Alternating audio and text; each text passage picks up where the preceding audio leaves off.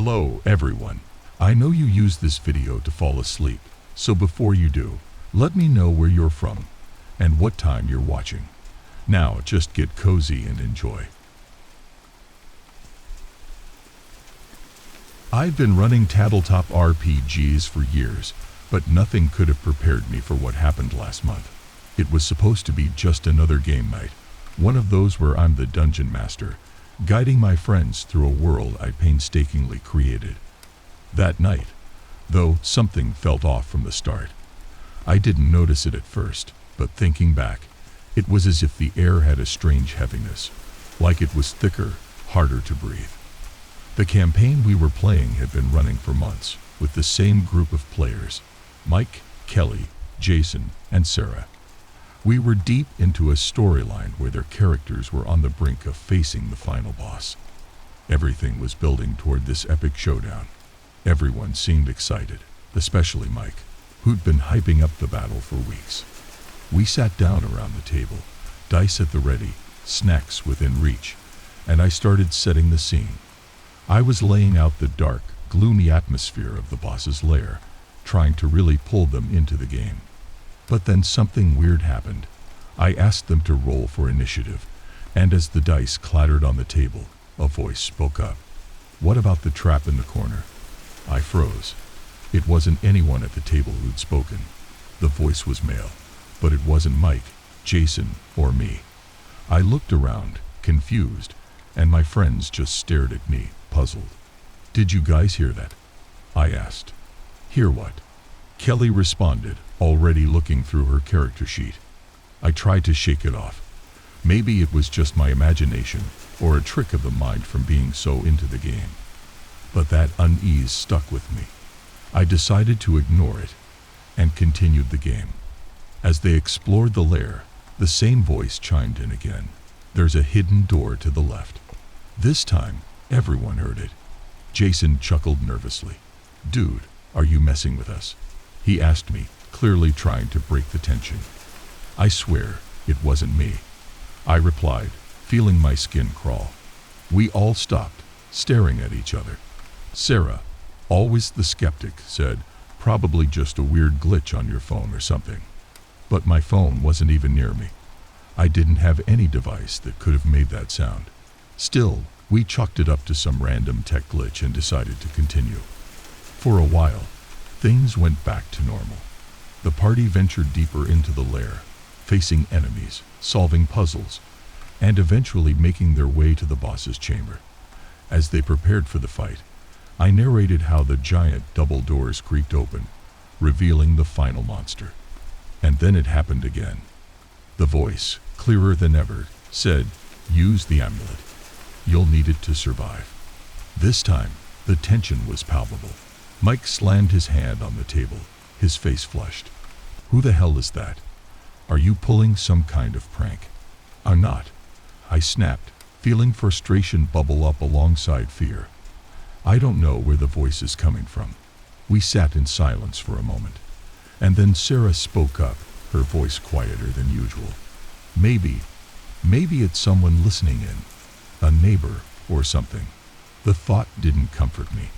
Our game nights were private, and my house wasn't exactly easy to listen in on. But there was no other explanation. Trying to ease the growing discomfort, I pushed forward with the game. But the voice didn't stop. As the battle raged on, it gave instructions, suggestions, even warnings. "Don't attack yet," it whispered as Mike's character was about to swing his sword. "The monster's going to counter." I couldn't ignore it anymore. It was as though someone was sitting at the table with us, playing along, even though no one new had joined the group. We finished the session, but it was the weirdest ending to a game we'd ever had. My friends left, all a little unsettled, but we all agreed to continue the campaign the next week. That whole week, I couldn't stop thinking about the voice. It had spoken like it knew my game world intimately, like it knew the characters and the plot. But no one outside our group could have had that level of knowledge. I had to admit it. It scared me. The following week, everyone showed up, albeit a little reluctantly. But we were determined to finish the campaign. Once again, the dice rolled. The game started, and the voice returned, as if it had been waiting for us. Like they were nothing more than puppets, their strings pulled by something unseen. And then the voice gave the final instruction. It's time to join the game. I froze, my heart pounding in my chest. What do you mean? I whispered, my voice trembling. The voice didn't answer directly. Instead, the board in front of me began to shift. The dungeon we'd been exploring melted away, revealing something that wasn't part of the game. It was a new room, a dark, empty space with a single door at the end. But it wasn't just a part of the game world. I could feel it, physically feel it. The room was real, somehow existing in both the game and my reality. Going in my head, louder and louder. It's time, the voice said, more insistent now. What's time? I managed to whisper, to finish what we started. I realized with a sinking horror that the voice wasn't just controlling the game, it was controlling us. My friend's hands moved almost mechanically, rolling dice, marking sheets, moving figurines on the board. I watched in helpless terror as the game played itself out, as if the voice had complete control. And then came the moment when the final boss fell. I didn't describe it. I didn't say a word. The voice did it all. The beast collapses, its body turning to ash. But you are far from safe. I wanted to scream, to stand up, to throw everything off the table, but I couldn't. My vision blurred, and the room seemed to twist around me. You've opened the door, the voice said, growing quieter but somehow more terrifying. Now you belong to me. The room fell into an eerie silence. I couldn't move, couldn't think. My friends were sitting in front of me, eyes blank, staring at the game board, as though they were no longer there. The voice was gone, but the feeling remained. And then, just when I thought I could breathe again, Mike spoke. Only it wasn't his voice. It was the voice. Let's play again next week. The game wasn't over. Not yet. Weeks have passed since that night. My friends, they're not the same. They come over every week, but they don't talk, don't laugh. They just sit and play, controlled by something I can't understand. And me, I can't stop running the game. I hear the voice, even when I'm alone. It whispers to me, telling me to prepare for the next session. It tells me there's someone else joining us soon. I've tried to quit, to stop playing. But every time I do, I wake up with the dice in my hand. The game board said, waiting. I don't know how long I can keep doing this, how long I can resist. But I know one thing, the game won't end until it gets what it wants. And I'm terrified to find out what that is. It's been 2 months since the first time the voice spoke. Each game night now feels like a blur, with each of us trapped in a cycle we can't escape. The voice runs everything. I don't even prepare the sessions anymore. When we sit down, it's as if the world of the game comes alive on its own, without my guidance. The maps appear, the enemies rise, and the story unfolds with a mind of its own. I've stopped talking to my friends outside of the game. It's like we've all become strangers, barely speaking except when the game starts. Sometimes I wonder if they hear the voice in their heads too, but I'm too scared to ask. The worst part is that I've started hearing it when I'm not even near the game. At work, in the middle of the night, when I'm walking down the street, it whispers, telling me things about the world I don't want to know. It knows things about me, about my past, about my future. It knows things no one could know. And then last week, it told me something that nearly drove me insane. One more player, it whispered as I lay awake in bed, staring at the ceiling. Just one more, and it's complete. I didn't understand what it meant at first. One more player. We already had 4. But then I realized, with a cold, sinking dread, that the voice wasn't talking about someone new joining our group. It was talking about me. The next game night, everything felt different. The voice wasn't just giving commands. It was giving me commands. My hands moved on their own, setting up pieces, rolling dice without my control. The others seemed even more distant than usual, like they were nothing more than puppets, their strings pulled by something unseen. And then the voice gave the final instruction. It's time to join the game. I froze, my heart pounding in my chest. What do you mean? I whispered, my voice trembling. The voice didn't answer directly. Instead, the board in front of me began to shift. The dungeon we'd been exploring melted away, revealing something that wasn't part of the game. It was a new room, a dark, empty space with a single door at the end. But it wasn't just a part of the game world. I could feel it, physically feel it. The room was real, somehow existing in both the game and my reality. Walk through the door, the voice said, more insistent than ever. Join us. My body moved without my control, standing up from the table. My friends, no, the shells of my friends, watched me silently, their eyes dull and lifeless. I took a step forward, toward the game board. The door on the board seemed to grow larger, as if it were becoming part of the room we were in. It loomed over me, cold and foreboding. I tried to stop, tried to pull back, but I couldn't. My legs moved on their own, carrying me toward the door. My hand reached out, trembling, and grasped the doorknob. The voice chuckled softly, echoing all around me. Welcome to the real game. I turned the knob, and the door swung open, revealing nothing but darkness, a void that stretched endlessly, pulling me in. I tried to scream, but no sound came out. I felt the darkness swallowing me whole, pulling me into its depths, and in that moment I knew this was the end, not just of the game, but of me. The voice had won. I had become the final player in a game I never wanted to be part of. As the darkness consumed me, I heard the voice, one last time, soft and mocking. Game over. They found my body the next day, slumped over the table, my friends sitting in the same position, their eyes vacant, staring at the game board. No one could explain what had happened. The paramedics said it looked like we had all just shut down. But I wasn't gone, not entirely. I'm still here, trapped in the game, a prisoner of that voice. I watch as new players sit at the table, as the voice finds fresh victims to pull into its twisted world. And every time a new player rolls the dice, I feel myself slipping further away, lost in the shadows of a game that never ends. I don't know how long I'll be here, how long the voice will keep me trapped. But I do know one thing. It's always looking for more players. And you're next. I had never believed in the supernatural. Ghosts, spirits, haunted rooms. Those were the kind of things people used to scare each other during late-night study sessions. Nothing more. But I wish someone had warned me before I decided to take up residence in dorm 413, the room that had been locked up for years. When I transferred to St. Evelyn's University, housing was hard to come by. The school was old, much older than any of the campuses I had visited before, and the students claimed some parts were more ancient than the rest.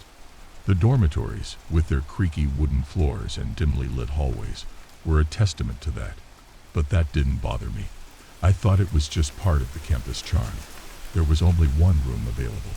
Dorm 413 had been vacant for as long as anyone could remember.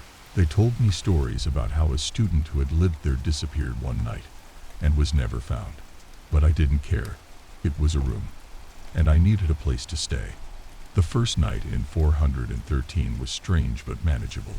I spent most of the evening unpacking my stuff, trying to make the old room feel a bit more like home. It was dusty, with a lingering musty smell that clung to the faded curtains and cracked walls.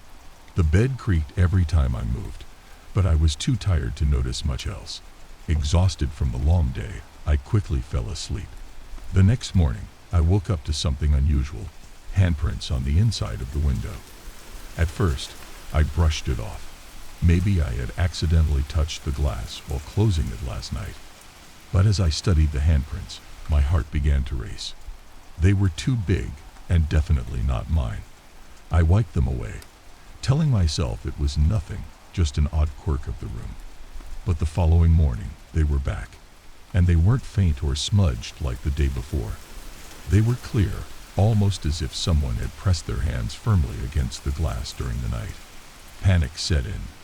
I started checking the window lock, making sure it hadn't been tampered with. It was always secure. This went on for days. Every morning, more handprints. And the unsettling part, they began to multiply. It was no longer just 2 prints. There were more now, 10, 20, too many to count, all overlapping each other as if a crowd of people had been standing on the other side, desperate to get in. I started to lose sleep. Each night, I stayed up, determined to catch whoever, or whatever, was responsible for this. But no matter how late I stayed awake, the handprints always appeared the moment I closed my eyes. It was on the 6th night when things got worse. I was lying in bed, staring at the ceiling, too terrified to sleep. That's when I heard it, a faint tapping sound coming from the window. My breath hitched. I didn't want to look, but I couldn't help it. There on the other side of the glass were 2 pale hands. They pressed against the window, slowly sliding downward, leaving trails on the glass. I jumped out of bed, heart racing, and ran to the window. But when I threw it open, there was no one there, just the cold night air blowing into the room. I slammed the window shut, locking it tight, but the tapping returned, louder this time. It was relentless, as if someone was trying to break through the glass. I backed away, fear gripping my chest, and then I saw it. The handprints were forming again, right before my eyes. I grabbed my phone and called campus security. I had no idea how to explain what was happening, but I told them someone was messing with my room, breaking in somehow. They came within minutes, but when they arrived, the handprints were gone. The window was clear, the room silent. The guard looked at me like I was crazy, but I knew what I saw. I wasn't imagining it. The next day, I tried to move out. I went to the housing office, told them I couldn't stay in 413 any longer, but they just laughed. "We told you that room's haunted," the lady at the desk said with a shrug, as if that was a reasonable explanation. No matter how much I begged, they wouldn't give me a new room. So I stayed. I didn't have a choice. But things were getting worse, much worse. Over the next few nights, I barely slept. The handprints weren't the worst of it anymore. Now, I could hear footsteps in the room when I was alone. They were soft at first, like someone pacing slowly, but they grew louder each night, as if whoever, or whatever it was growing more confident. The last night I stayed in dorm 413 was the night I learned that the stories about the room were more than just rumors. It started like every other night. I had pulled my desk chair up to the window and sat there, staring out into the dark courtyard below, refusing to look at the handprints that had already formed behind me. My heart was pounding, but I told myself it was just nerves. I could almost convince myself that none of it was real. Almost. Then I heard the sound. It wasn't footsteps this time. It was breathing. Slow, ragged breathing, coming from the corner of the room behind me. I froze, my hand gripping the chair so tightly my knuckles turned white. The air in the room had grown cold, too cold for the middle of autumn, and I could see my breath misting in the dim light. The breathing got louder, as though someone was standing just behind me, waiting for me to turn around. I didn't want to. I couldn't. But something, some force, was pulling at me, making me turn my head, forcing me to look. There in the corner, I saw a shape. It was faint, barely there, like a shadow that didn't belong. But it was moving. Slowly, it stepped out of the darkness and into the faint light coming through the window. It was a figure, pale and thin, with long fingers dragging against the wall. It moved toward me, but its face was blurry, like I couldn't focus on it, no matter how hard I tried. The figure reached out with those impossibly long hands, and I screamed, stumbling back from the chair and crashing into the bed. But the figure didn't stop. It kept coming, its hand outstretched toward me. And then I felt it, cold fingers brushing against my skin. I don't remember much after that. I must have passed out, because when I woke up, it was morning. The room was silent again, but the handprints were everywhere, on the walls, the floor, even the ceiling. And worse, they were no longer just on the inside of the window. They were on my skin. Faint, but there, as if something had gripped me tightly while I slept. I couldn't stay there another minute. I grabbed my things, not even bothering to pack, and bolted out the door. I ran down the hall, not stopping until I was outside, gasping for air in the cold morning light. People stared at me, but I didn't care. I was done with that room. I went straight to the housing office again. This time, I refused to leave until they gave me a new room.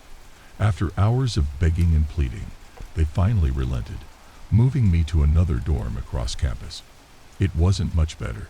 Still old, still creaky, but it wasn't 413, and that was enough for me. For the first time in weeks, I slept peacefully. No handprints, no footsteps, just silence. But here's the thing. Something has changed. I can still feel it, that cold presence, like it never really left. Every now and then, when I'm alone in my new room, I'll catch a glimpse of something out of the corner of my eye, a pale hand, just for a moment, before it disappears. And sometimes, late at night, I can still hear the faint sound of tapping on the window. I've started to wonder if maybe I never really left dorm 413. Maybe a part of me is still there, trapped, just like the story said. I've thought about going back, about finding out what really happened in that room. But every time I get close, something pulls me back. I've tried to tell myself it's just my imagination, but deep down, I know the truth. Dorm 413 never let go of anyone who stayed there, and it's only a matter of time before it comes for me again. It all started a few months ago. I was sitting on the couch, aimlessly scrolling through channels, trying to find something to distract myself from the overwhelming silence. The clock on the wall ticked past midnight, the only sound filling the empty room. That's when I first saw him. I don't even know why I looked out the window. I guess it was just one of those moments when your eyes wander. But there he was, a man standing in the shadows across the street, looking directly at my window. At first, I didn't think much of it. People walk around at night all the time, right? Maybe he was just taking a break from a late night walk. But something about the way he stood, unmoving, made my skin crawl. His posture was too still, too focused. I tried to ignore him, switching off the TV and heading to bed. But as I turned off the lights, I couldn't shake the feeling that someone was watching me. I went back to the window. He was still there, standing, watching. The next night, it happened again. Same time, same place. The man was back, standing outside my window, staring up at me. This time, I closed the curtains quickly, trying to push the image out of my head. But I couldn't sleep. All I could think about was him. Night after night, the pattern repeated. Midnight, the man, staring. I told myself it was just my imagination. Maybe a neighbor coming home from work late, or someone passing by who had no idea they were creeping me out. But deep down, I knew that wasn't it. There was something unsettling, something unnatural about the way he appeared.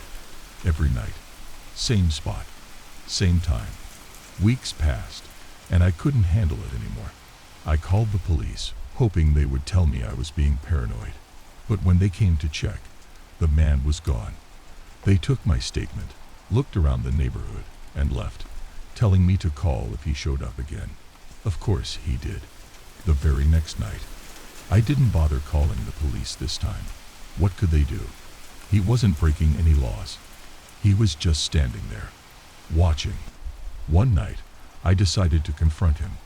I was tired of feeling helpless, tired of being scared.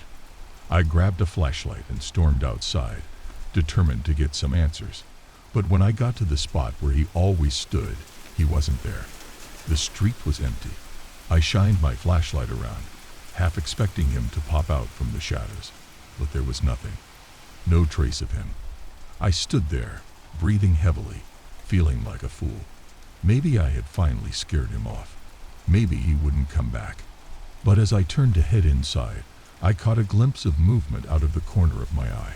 I whipped around, but it was too late. He was gone again. I didn't sleep that night. The next day, I packed my bags. I couldn't take it anymore.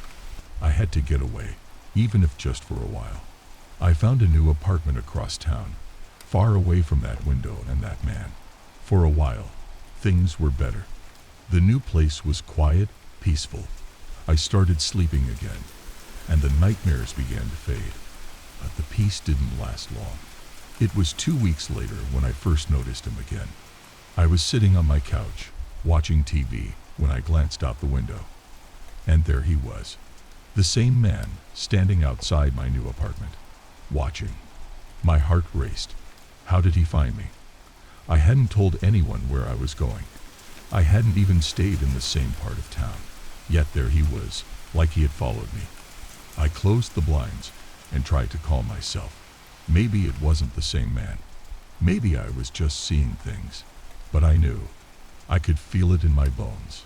It was him. That night, I barely slept. Every time I closed my eyes, I saw his face.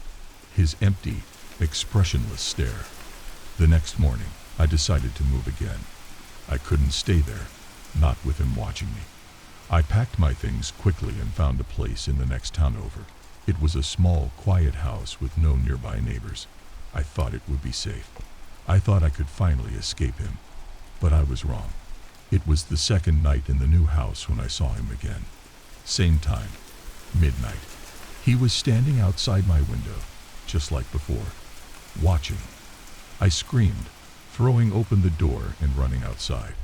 I couldn't take it anymore. I couldn't live like this. But as I ran toward him, something strange happened. He didn't move. He didn't flinch. He just stood there, staring. And then, just as I reached him, he vanished. I stopped in my tracks, my heart pounding in my chest. I looked around, but there was no trace of him. No footsteps, no shadow, nothing. It was like he had never been there. I went back inside, locking the doors and windows, but I knew it didn't matter. He was going to follow me. No matter where I went, he would find me. Days passed, and I tried to convince myself that it was all in my head.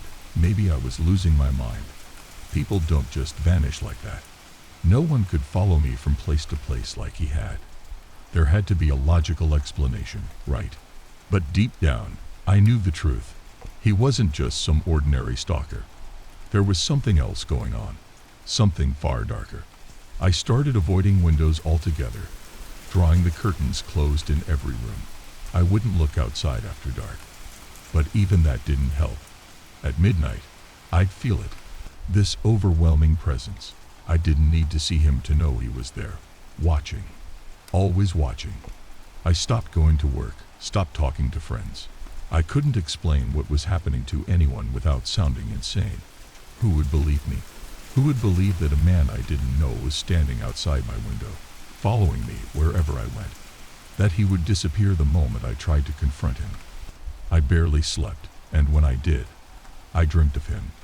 He would be standing at the foot of my bed, staring down at me with those empty eyes. Every night, I would wake up drenched in sweat, my heart racing, terrified that he might actually be inside the house.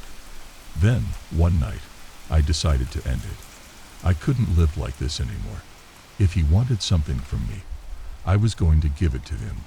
I wasn't going to let him control my life any longer. It was exactly midnight. I knew he'd be there, waiting for me. I took a deep breath and opened the front door, stepping out into the night air. The street was quiet, no sound except the soft rustle of leaves in the wind. And there he was, standing in the same spot, staring up at me from across the road.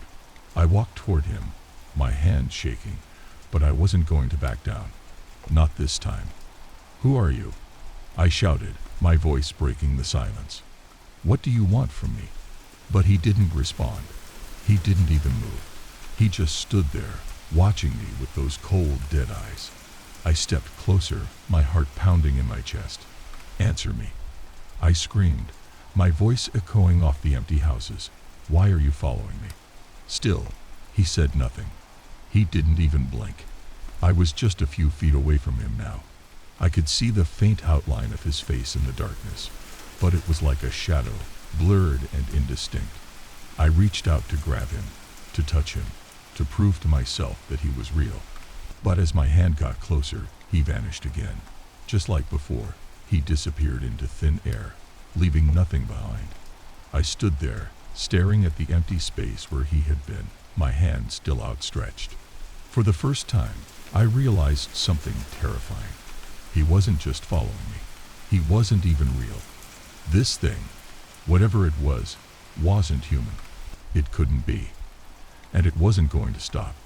I moved again. This time, I didn't just move to another town. I moved across the country. I thought if I put enough distance between us, maybe I could escape him. Maybe he wouldn't find me.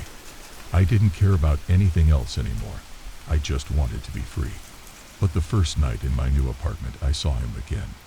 Midnight, standing outside the window, staring up at me, just like before. Only this time, there was something different. This time, he was closer. I shut the curtains, my hands trembling, and tried to convince myself that I was safe inside. But it didn't matter. I could feel his presence, feel his eyes on me.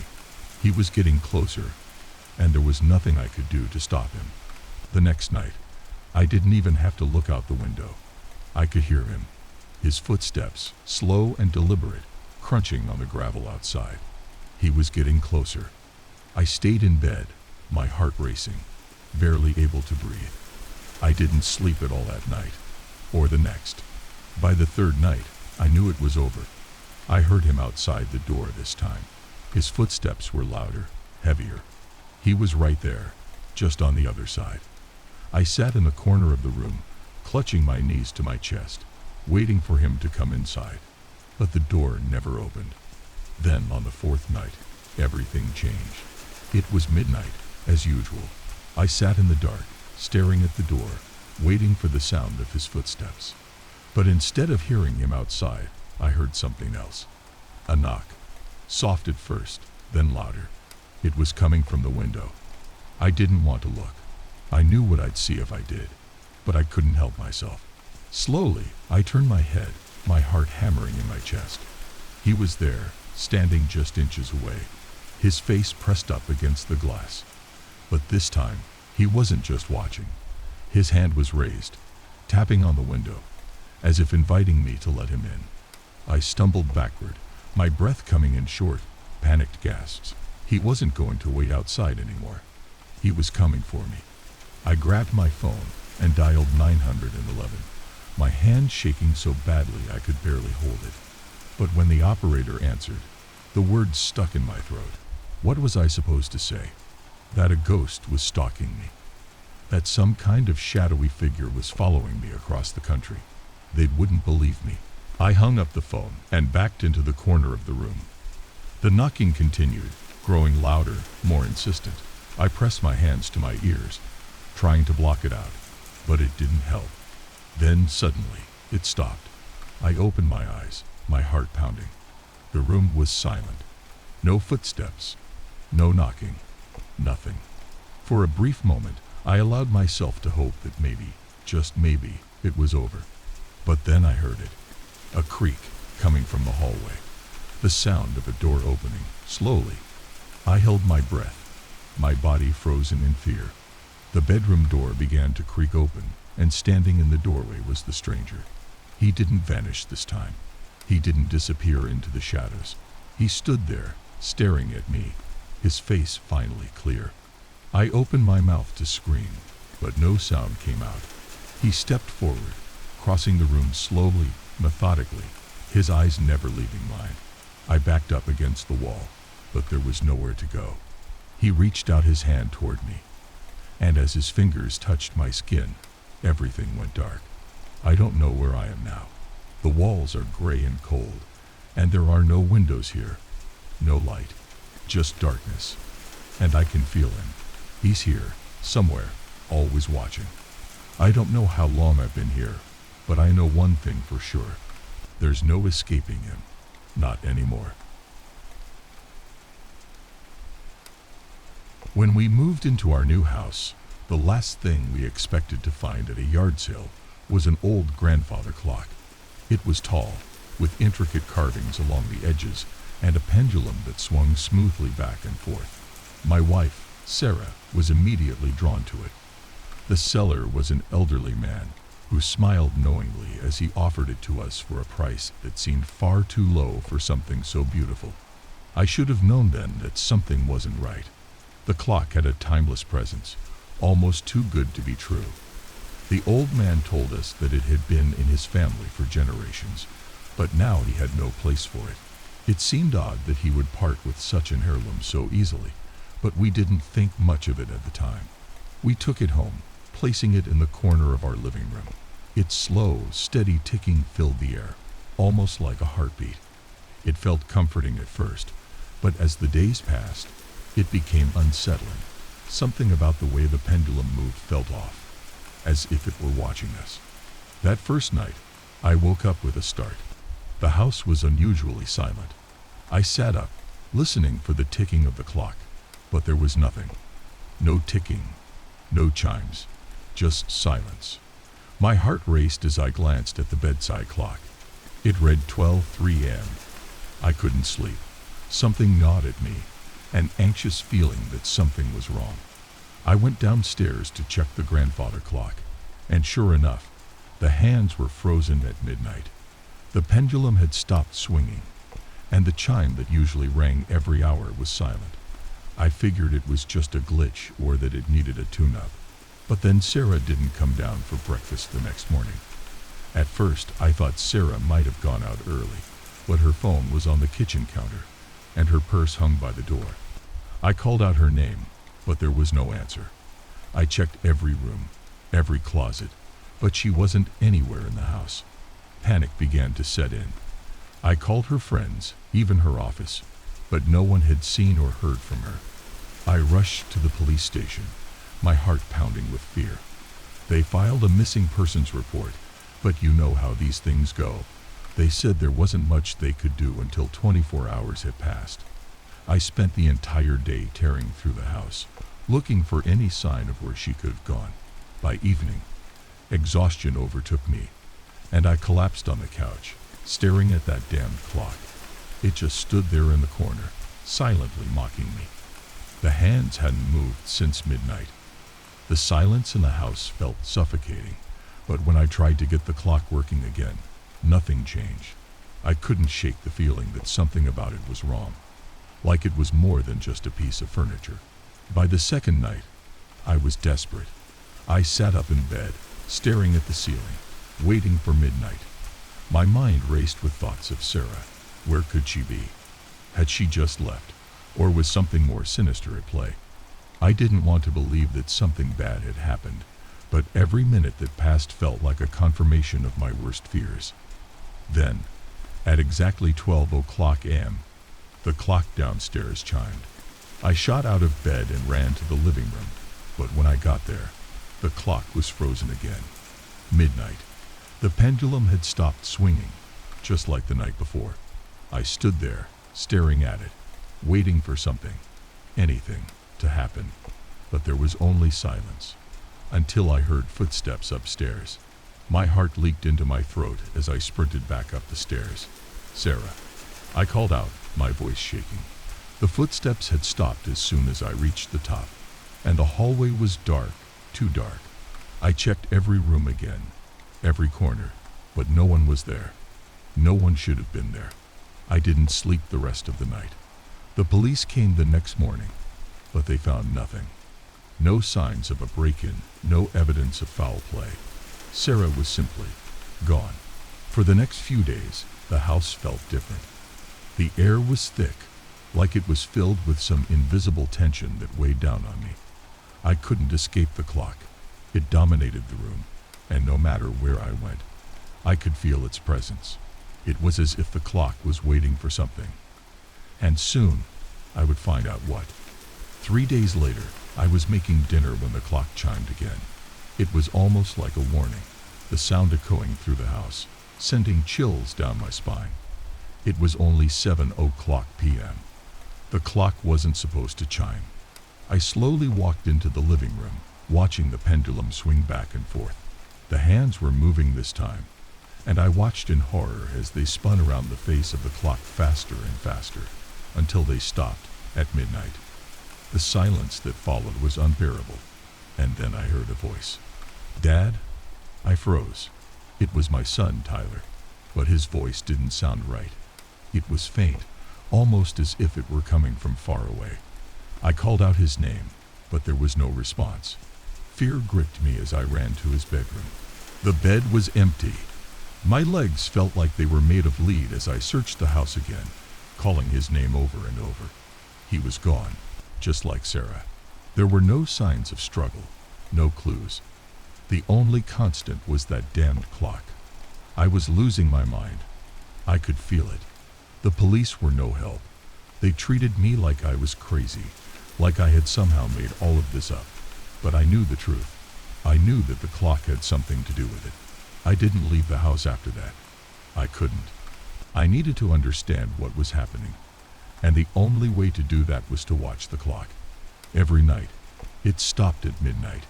Every night, I held my breath, waiting for the next person to disappear. It was the fifth night when my youngest daughter, Lily, went missing. I had been sitting in the living room, staring at the clock, daring it to stop. And it did, at midnight. I ran to her room, praying I would find her there. But all that was left was her favorite stuffed animal on the floor. The house was empty now. Everyone was gone. Except me. I don't know why the clock left me for last. Maybe it enjoyed watching my suffering, watching me unravel as I lost everything. Maybe it was saving me for something worse. I couldn't take it anymore. I had to get rid of it. I dragged the clock out of the house, cursing it as I shoved it into the garage. But even there, I could hear its ticking, growing louder and louder with every passing hour. I tried to smash it, to burn it, but nothing worked. The clock was indestructible. That final night, I sat on the floor in front of it, defeated. The hands were creeping toward midnight, and I knew this time it was coming for me. The clock chimed once, twice, 3 times. By the 12th chime, I felt a cold hand on my shoulder. And then, everything went dark. I don't know how long I was in the dark. Time didn't seem to exist anymore, or if it did, I had no sense of it. My mind felt heavy, like I was drifting between being awake and asleep, caught in a place where nothing made sense. I wanted to scream, to call out for Sarah, for Tyler, for Lily, but the words wouldn't come. And then I heard the ticking. That same rhythmic ticking, but this time it was louder, like it was inside my head. I tried to move, but my body was frozen in place. My eyes opened slowly, and I realized I wasn't in the house anymore. The room around me was unfamiliar, dark, cold, and filled with shadows that seemed to dance along the walls. The only source of light came from the clock. It stood in the corner, its pendulum swinging as if nothing had ever happened. I tried to get up, but I was rooted to the spot. That's when I noticed something else. My family. They were there, all of them, standing in front of the clock, their faces pale and expressionless. But something wasn't right. They didn't move. They didn't blink. It was like they weren't really there. "Sarah," I whispered, my voice barely a breath. But she didn't respond. None of them did. I struggled against the invisible force holding me down, my heart racing with panic. This couldn't be real. This had to be a nightmare, right? I had to wake up. I just had to.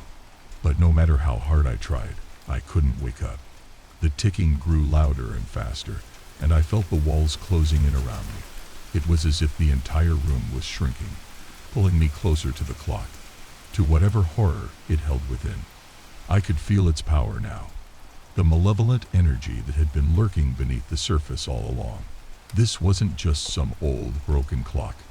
This was something else entirely, something ancient, something evil. I watched in terror as the hands of the clock began to move once again. Slowly, they crept toward midnight, and with each tick, my chest tightened. I couldn't breathe. I couldn't move. I could only watch as the inevitable approached. When the hands finally struck midnight, the room plunged into silence. And then, just like before, the chimes began. 1, 2, 3. With each chime, the shadows around me seemed to come to life, twisting and writhing like they were trying to tear their way through the walls. My family stood motionless, their faces blank and void of any recognition. The chimes grew louder, echoing in my ears, rattling my skull, until I thought I might go mad. By the 12th chime, the shadows had surrounded me, suffocating me in their cold, dark embrace. And then I understood. The clock had never been broken. It had never been malfunctioning. It was a doorway to something beyond, something that fed on the people who owned it, who trusted it to simply tell time. The old man who sold it to us knew. He had to have known. This wasn't a clock. It was a curse. The room began to spin as the shadows tightened their grip around me, pulling me toward the clock. My family, Sarah, Tyler, Lily, stood like statues, their eyes now fixed on me, empty and hollow. They weren't coming back. I wasn't coming back. And just before the darkness consumed me entirely, I saw the old man's face. He was standing in the corner of the room, watching, smiling.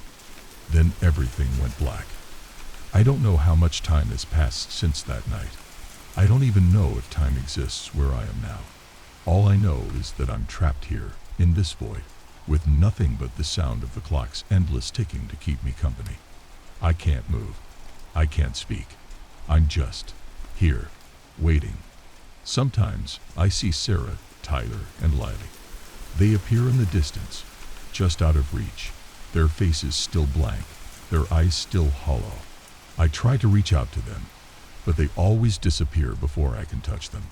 I'm starting to wonder if they're real at all, or if they're just figments of my mind, taunting me, reminding me of what I've lost. And the clock? It's still ticking, endlessly, relentlessly. I think it's waiting for the next family. Moving into the old farmhouse was supposed to be a new beginning. My family and I were looking for something different, something slower. We found the place by chance, an old farmhouse tucked away from the world, surrounded by fields and a few scattered neighbors. The house had its quirks, sure, but the price was unbeatable. The real estate agent mentioned something about the barn at the far end of the property, but I wasn't paying much attention. I had bigger concerns, like getting the kids settled and making sure the roof didn't leak. It wasn't until the neighbors stopped by that I started to feel something was off. It was the first afternoon after we moved in, and the neighbors, a couple in their 60s, came over with a basket of homemade bread and jam. They were kind enough at first, but I noticed they kept glancing at the barn. The husband, whose name I never quite caught, kept fidgeting, looking out toward the old wooden structure. Finally, just as they were about to leave, the wife put a hand on my arm and said, "Don't go into the barn at night." I laughed it off. Why? Is it haunted? The woman didn't laugh. She just looked at me with this cold, serious expression.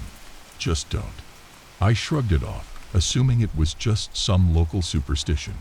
I mean, I'd grown up in cities. People said stuff like that about old places all the time. It added to the charm, right? That first night, as we were unpacking boxes and getting the kids into bed, I heard it. A low creaking noise, like someone was walking through the barn. My first thought was that it must be the wind. The place was old and probably full of drafty spaces, but the noise kept going long after the wind had died down. I looked out the window. The barn stood there, dark and looming in the moonlight. I thought about the neighbor's warning but shook it off. There was nothing in that barn but old tools and hay, right? The next day, I went to check it out, just to put my mind at ease. The barn was as I expected, dusty, full of cobwebs, and smelling of rotting wood. There were old farming tools hanging on the walls, a couple of broken down tractors, and some bales of hay that looked like they'd been there for decades. But there was one thing I hadn't noticed before. In the back of the barn, hidden behind some old crates, was a door. It was small, barely big enough for someone to crawl through, and it was locked. I tried the handle, but it wouldn't budge. A locked door in an old barn, probably nothing right. That night, the noises started again. This time, it was louder. Footsteps, creaking wood, and what sounded like faint whispers. I tried to ignore it, but it was hard. My spouse noticed it too. We joked about it at first, trying to keep the mood light, but there was an underlying tension in the air. The kids started talking about shadows. Our youngest came into our room late one night, saying she'd seen someone standing outside her window. I went to check, but there was no one there. Just the barn, standing silently in the dark. I started to feel drawn to the barn. Every time I looked at it, I had this weird urge to go inside, to figure out what was making those noises, what was behind that locked door. My spouse wasn't as curious. In fact, they seemed more and more unsettled by the place, but I couldn't shake the feeling that I needed to know what was going on. Finally, one night, I couldn't take it anymore. I grabbed a flashlight and headed out to the barn. My spouse begged me not to go, reminded me of what the neighbors had said, but I brushed it off. I wasn't about to be scared off by some old story. The barn was even creepier at night. The air was thick and cold, and every sound echoed in the stillness. I made my way to the back, to the small locked door.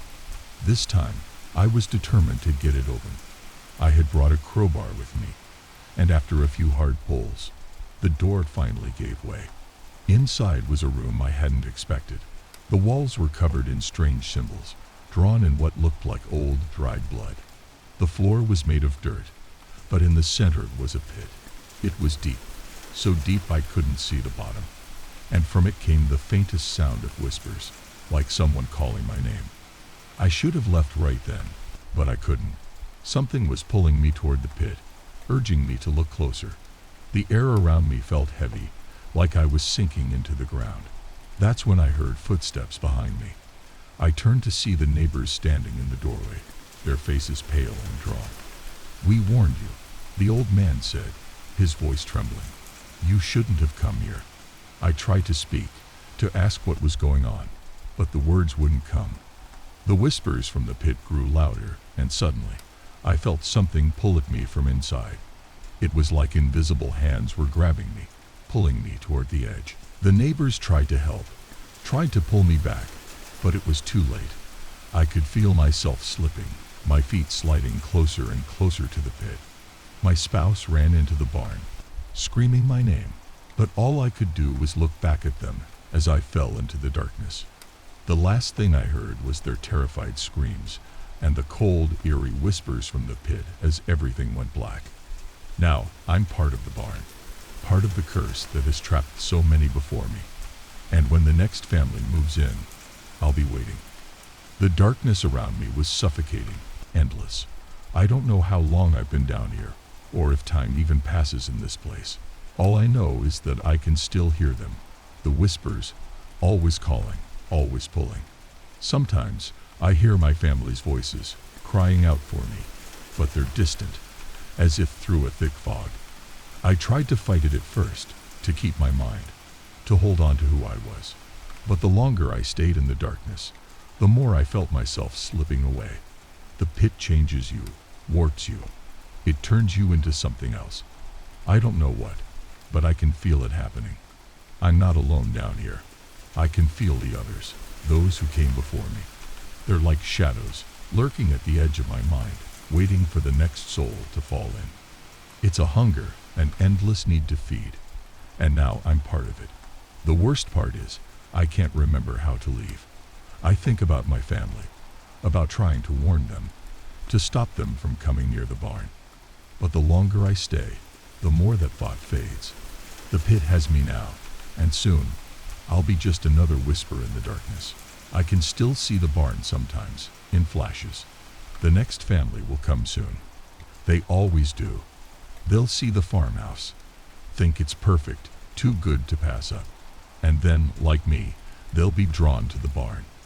They'll hear the sounds at night, the creaking, the whispers, and I'll be waiting for them. Because that's what the pit wants. It takes you, changes you, and then it makes you a part of its endless cycle. The next time someone steps into the barn, it won't just be whispers they hear. It'll be me, calling out to them, luring them closer. And just like me, they'll fall. They'll fall, and they'll never come back. I can still remember the day I stumbled upon the music box. It was a cold, gray afternoon, the kind that makes you want to retreat indoors, wrap yourself in a blanket, and shut out the world. But I had promised myself that I would visit that old antique shop in the corner of town, the one that always looked as if it had been forgotten by time itself. So I pushed myself to go. The shop was dimly lit, with shelves stacked high with dusty relics and trinkets from another era. There was a strange stillness in the air, almost like the place was frozen in a time long before I was born. I didn't know what I was looking for exactly, maybe just an escape from my mundane life. What I found instead was the music box. It was tucked away on a shelf behind a cluttered assortment of old clocks and tarnished picture frames. The box itself was small, made of dark wood, with delicate carvings along the edges. It was beautiful in an eerie kind of way, like it didn't belong to this world. The moment I laid eyes on it, I felt a strange pull. My hand reached out for it almost involuntarily. When I opened the lid, the tiny ballerina inside began to spin, and the music started to play. It was a lullaby, soft, haunting, and somehow familiar. But here's the thing. I had never heard it before, or at least I didn't think I had. Yet as the notes floated through the air, I felt a sense of nostalgia wash over me, like I was reconnecting with a part of myself that had been lost for years. I bought the music box without hesitation. The shopkeeper, a frail, elderly man who barely looked up from the book he was reading, didn't seem to care. He just muttered a price and took my money with a shaky hand.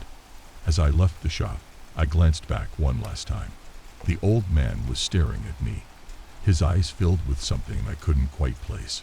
Unease, sadness, whatever it was, it made the hairs on the back of my neck stand up.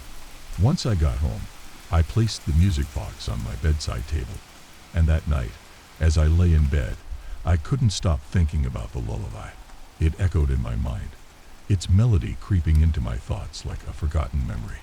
I tried to brush it off, but the feeling lingered. The sense that I should remember something important. Over the next few days, I found myself drawn to the music box more and more.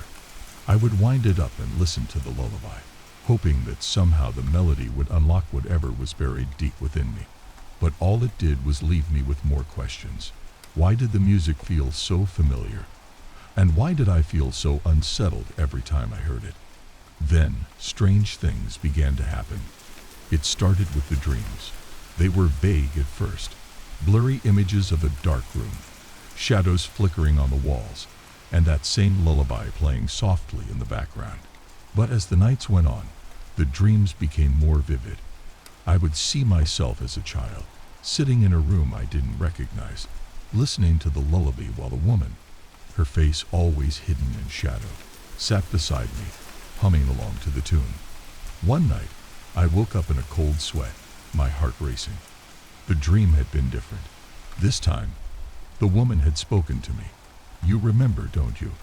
She had whispered, her voice barely audible over the music. But I didn't remember. At least I didn't think I did. I began to feel uneasy in my own home. The air seemed thicker and the shadows longer. Every time I wound up the music box, I felt like I wasn't alone, like someone, or something, was watching me. The feeling was strongest at night. Just as I was about to drift off to sleep, I would hear faint whispers, too soft to make out, but enough to send chills down my spine. I told myself I was being paranoid, that the music box was just an old trinket, nothing more. But deep down, I knew something wasn't right. The dreams, the whispers, the sense of familiarity, they were all connected to the music box and to a part of my past I couldn't remember. One evening, after another restless night, I decided to do some research. I didn't know much about antiques, but I figured the internet might offer some clues about the music box's origin. I spent hours searching for anything that resembled the one I had, but nothing came up. It was as if the box didn't exist, like it had never been made. Frustrated, I sat back and stared at the music box sitting on my desk. I had left it open, and the ballerina was frozen mid-twirl. The silence in the room was suffocating. Then, without warning, The music box started playing. I hadn't warmed it up. My heart leaped into my throat as the lullaby filled the room once more, but this time, something was different. The melody was slower, more distorted, as if the music box itself was struggling to keep the tune alive.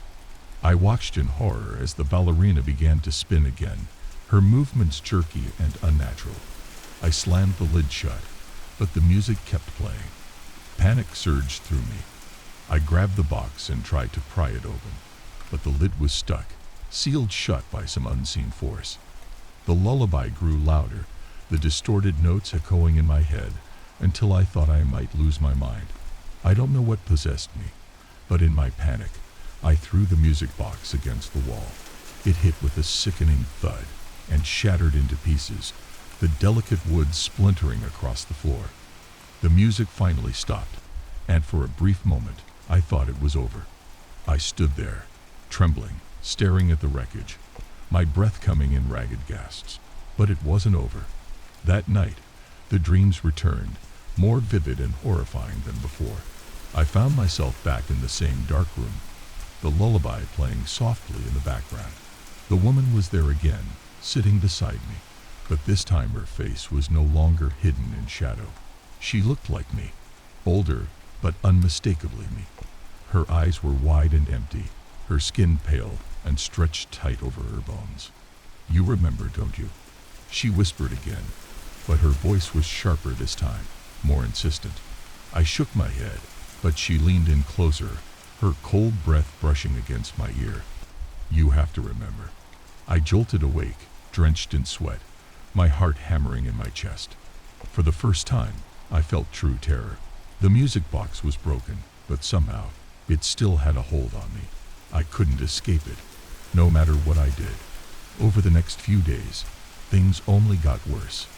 I started hearing the lullaby even when I was wide awake, the soft melody drifting through my apartment like a ghostly echo. It followed me everywhere, in the kitchen, in the bathroom, even in my dreams. It never stopped. One night, as I was lying in bed, I heard it again. But this time, it wasn't coming from inside my head. It was coming from a hallway. My blood ran cold. I knew I had broken the music box, so how could it still be playing? Slowly, I got out of bed and made my way toward the door, my heart pounding in my chest. The lullaby grew louder as I reached the hallway. I stood there, frozen, unsure of what to do. Then, out of the corner of my eye, I saw something move. My breath caught in my throat as I turned my head and saw her, the woman from my dreams. She was standing at the end of the hallway, her back turned to me, swaying slightly to the music. I couldn't move. My legs felt like they were made of lead. All I could do was watch as she slowly turned around, revealing her pale, hollow face.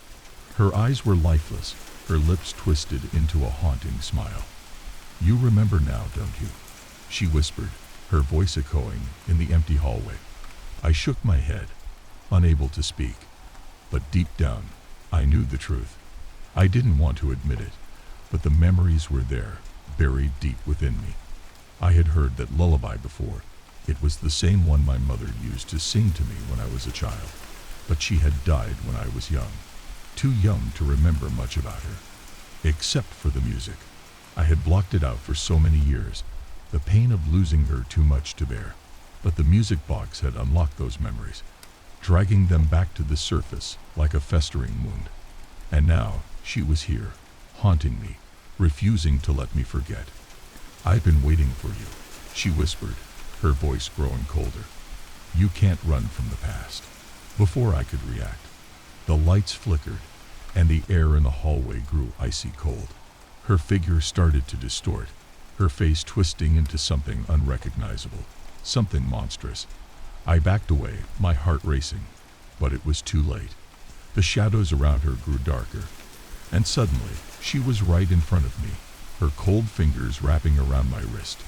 "You can't leave," she hissed, her grip tightening. "You belong with me." I screamed, trying to pull away, but her grip was too strong. The world around me started to spin, the lullaby growing louder and louder until it was all I could hear. I felt myself being dragged into the darkness, my body growing cold as her fingers dug deeper into my skin. And then everything went black. When I woke up, I was no longer in my apartment. I was in the dark room from my dreams, the same room where the lullaby had first haunted me. The music was still playing, but now it was softer, almost soothing. I looked around, my heart pounding, but I was alone. Or at least I thought I was. Then I saw her. She was sitting in the corner of the room, her back turned to me, humming along with the lullaby. I wanted to scream, to run, but I couldn't move. My body was frozen, paralyzed by fear.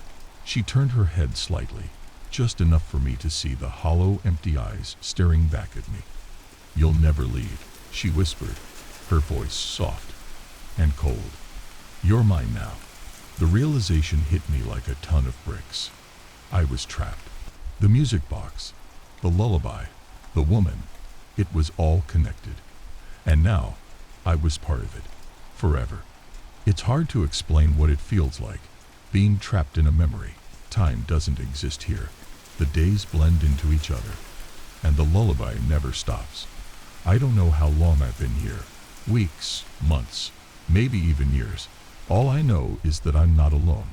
She's always here, watching, waiting. Sometimes, I wonder if anyone will find me. If anyone will come looking for the woman who bought the music box. But deep down, I know the truth. No one will ever find me. No one can save me. Because I'm part of the music now. It all started on a quiet Saturday afternoon. I had recently moved into my grandmother's old house, a place that held more memories than I could ever account for. I hadn't visited the attic since I was a child, mostly because it always gave me the creeps. But that day, curiosity got the better of me. The stairs creaked under my weight as I climbed up, the stale air of the attic hitting me like a wave. Dust particles floated in the air, catching the dim light that filtered through the small, grimy window. I sneezed as I took the last step, feeling the chill that seemed to linger there despite the warm weather outside. The attic was cluttered with old furniture, boxes, and the typical relics of a lifelong past. As I carefully made my way through the maze of forgotten items, I spotted a small wooden box tucked in the corner, half hidden beneath a moth-eaten blanket. It looked old, with a faded pattern carved into the lid. I pulled it out and opened it, the hinges creaking with age. Inside, I found dozens of old black and white photos, the kind that had the crisp edges from another time. But something was wrong. None of the people in the photos had faces. Not blurred, not smudged, but completely gone. As if someone had erased their features entirely, leaving smooth, blank ovals where eyes, mouths, and noses should have been. My stomach churned with a strange unease, and I found myself unable to look away. Each photo was the same. Different people, different places, but no faces. I couldn't explain why, but I felt a cold shiver crawl up my spine. The attic suddenly felt too quiet, too heavy. I put the photos back into the box, closed the lid, and hurried downstairs. But I couldn't shake the feeling that something had shifted. That night, I couldn't sleep. The images of the faceless people haunted me, flickering in my mind every time I closed my eyes. I tossed and turned, trying to push the unease away, but it was no use. I felt watched. The next morning, I decided to take another look at the photos. Maybe I had just been imagining things. Maybe the light in the attic had played tricks on me. But when I opened the box again, they were the same. No faces. I counted each photo carefully this time. There were 30 in total, and all of them were blank where their faces should have been. Something inside me wanted to know more. Who were these people? Why were their faces missing? I spent the rest of the day searching through old records, family photo albums, anything that might give me a clue. But there was nothing. No mention of the faceless photos, no record of them ever being part of the family. It was as if they had appeared out of nowhere. That night, things got worse. I woke up to the sound of footsteps in the hallway. Soft, barely audible, but unmistakable. My heart pounded in my chest as I lay still, listening. The steps grew closer, stopping right outside my bedroom door. I held my breath, waiting for something, anything, to happen. But there was only silence. After what felt like hours, I finally mustered the courage to get out of bed and open the door. There was no one there. The hallway was empty, but something felt off. The air was colder, and the shadows seemed darker than usual. I checked every room, but nothing was out of place. Everything was as it should be. But when I went back to my room, the box of photos was sitting on my nightstand. I hadn't brought it there. Over the next few days, the photos started to change. At first, it was subtle, small marks appearing in the backgrounds, little details that hadn't been there before. But then I noticed something else. The faces were coming back, not all at once, and not in a way that made sense. The first time I noticed it, there was a single eye staring back at me from one of the photos. Just one, floating in the middle of the blank face, like it had been stitched onto a doll. The next day, there was a mouth in a different photo, lips parted as if caught mid-sentence.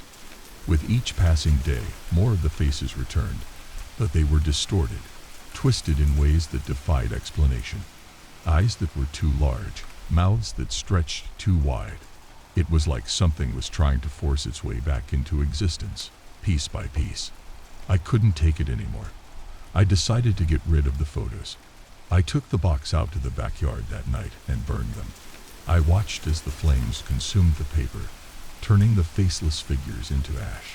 For a brief moment, I felt relief. It was over. Or so I thought. That night, I woke up to the sound of whispers. At first, I thought it was the wind, but then I realized it was coming from inside the house. Low, soft voices, speaking in a language I couldn't understand. My heart raced as I sat up in bed, straining to hear where they were coming from. And then I saw it, the shadows on the walls. They were moving, slowly, deliberately. They flickered in the dim light, twisting and contorting like the faces in the photos had. But there were no faces in the shadows, just hollow shapes, dark and empty. I froze, too terrified to move. The shadows seemed to dance along the walls, their movements growing more frantic. And then they stopped, all at once, as if they had sensed me watching. In the darkness, I could feel them, watching me. The next morning, I found the box of photos on my doorstep. I had burned them. I had watched them turn to ash. But there they were, sitting on the porch like they had never left. My hands trembled as I picked up the box and opened it. The photos were intact, and the faces were back. All of them. But now, they were staring directly at me. Every single person in those photos was looking at me with an intensity that sent a chill through my bones.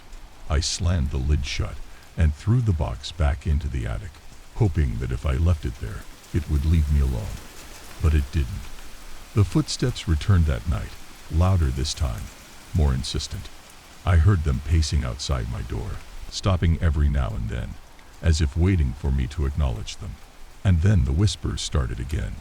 I knew I couldn't ignore it any longer. I had to go back to the attic. I had to confront whatever this was. Armed with nothing but a flashlight and a growing sense of dread, I climbed the stairs to the attic once more. The air was colder than before, and the darkness seemed to swallow the light of my flashlight. The box was there, waiting for me. I opened it one last time, my hands shaking. The photos were all the same, except for one. One photo had changed. It was a picture of me, standing in the attic, holding the box of photos. But my face was missing. I don't know how to explain what happened next. The shadows, the whispers, the faceless people, they all came for me. They're here now, as I write this. I can feel them, standing just beyond the edge of the light, waiting. I don't know how much time I have left, but if you ever find a box of old photos in your attic, leave it there. Don't look at them. Don't let them in. Because once you do, they never leave. It started as a typical Tuesday, or so I thought. I was sitting in the back of my history class, zoning out while Mr. Anderson droned on about some ancient battle. My phone buzzed in my pocket. At first, I ignored it. I had been caught texting in class before, and I wasn't in the mood for a repeat. But then it buzzed again, and again. Curious, I glanced down at my lap and pulled my phone out discreetly. What I saw made my stomach drop. It's me. You. From the future. You need to listen carefully. My first thought was that someone was messing with me. I mean, who wouldn't think that?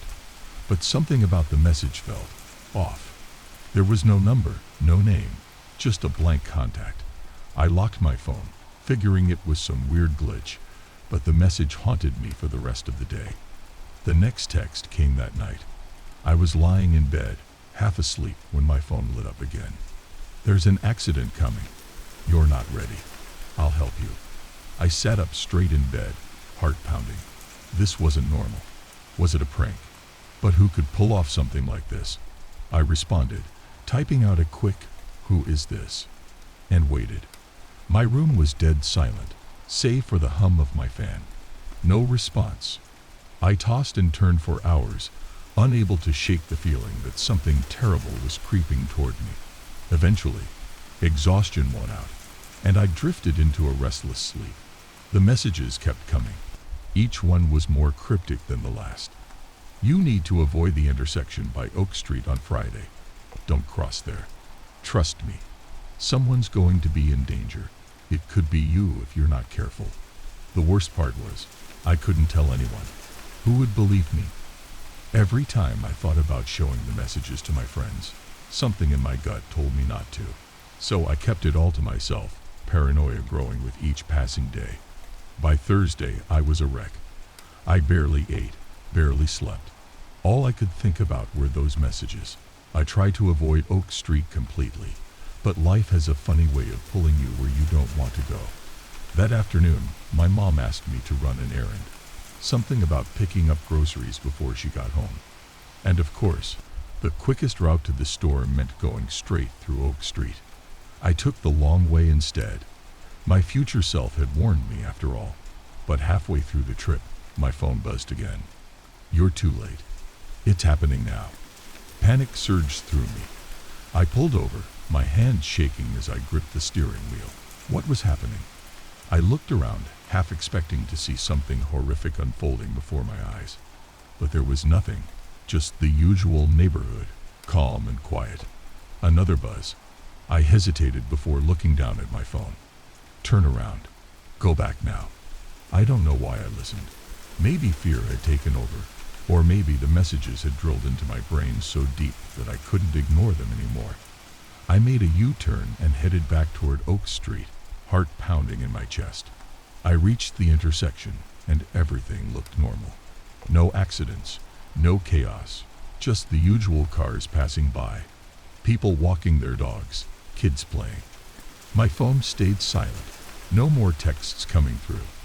I pulled over to the side of the road and waited, unsure of what I was even looking for. Minutes ticked by, and nothing happened. I almost laughed at myself. Maybe this whole thing had been a stupid prank after all. Maybe I had let my imagination run wild. But just as I was about to drive away, I heard it. Screeching tires. A car came barreling down Oak Street, speeding faster than I thought was possible. I watched in horror as it swerved, trying to avoid a pedestrian who had stepped off the curb.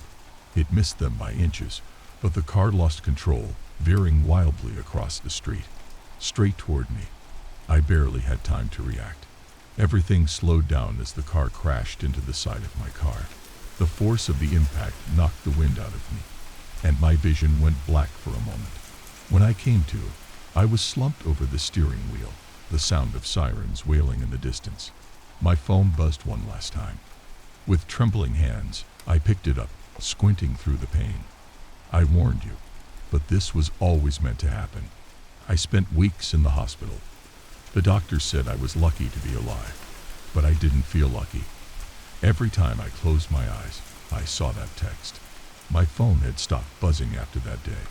No more warnings, no more cryptic messages, just silence. As I recovered, I couldn't shake the feeling that I had been set up by myself. Had the future version of me known all along that I wouldn't be able to avoid the accident? that it was inevitable.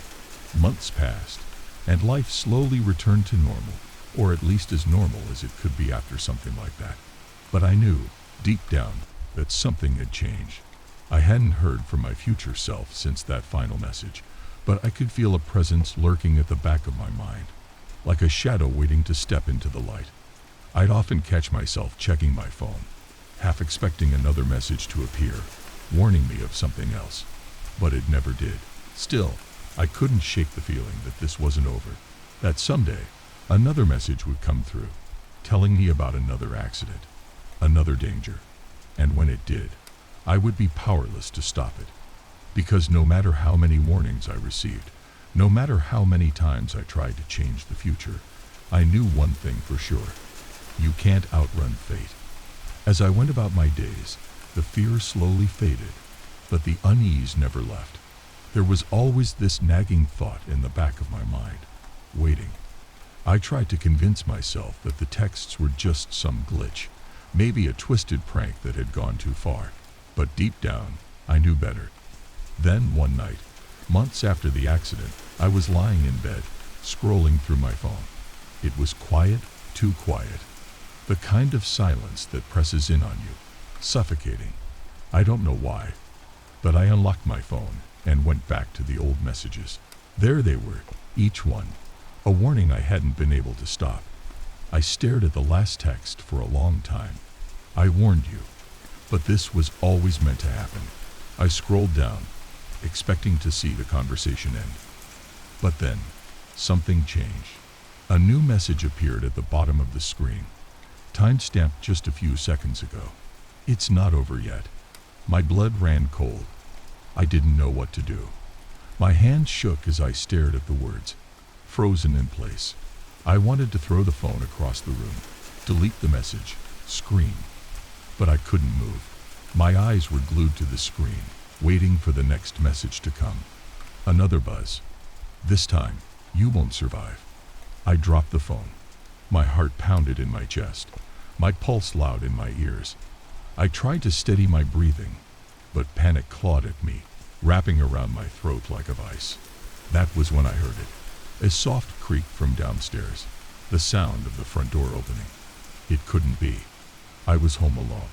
No one else had a key. Another creak. Footsteps. I scrambled out of bed, my mind racing. I glanced at the door to my room.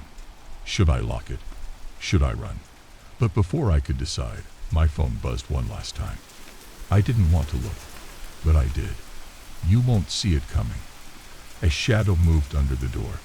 I backed into the corner of the room, my heart pounding so hard it felt like it would burst out of my chest. I waited. The footsteps were getting closer, closer. Then the door slowly creaked open, and everything went black.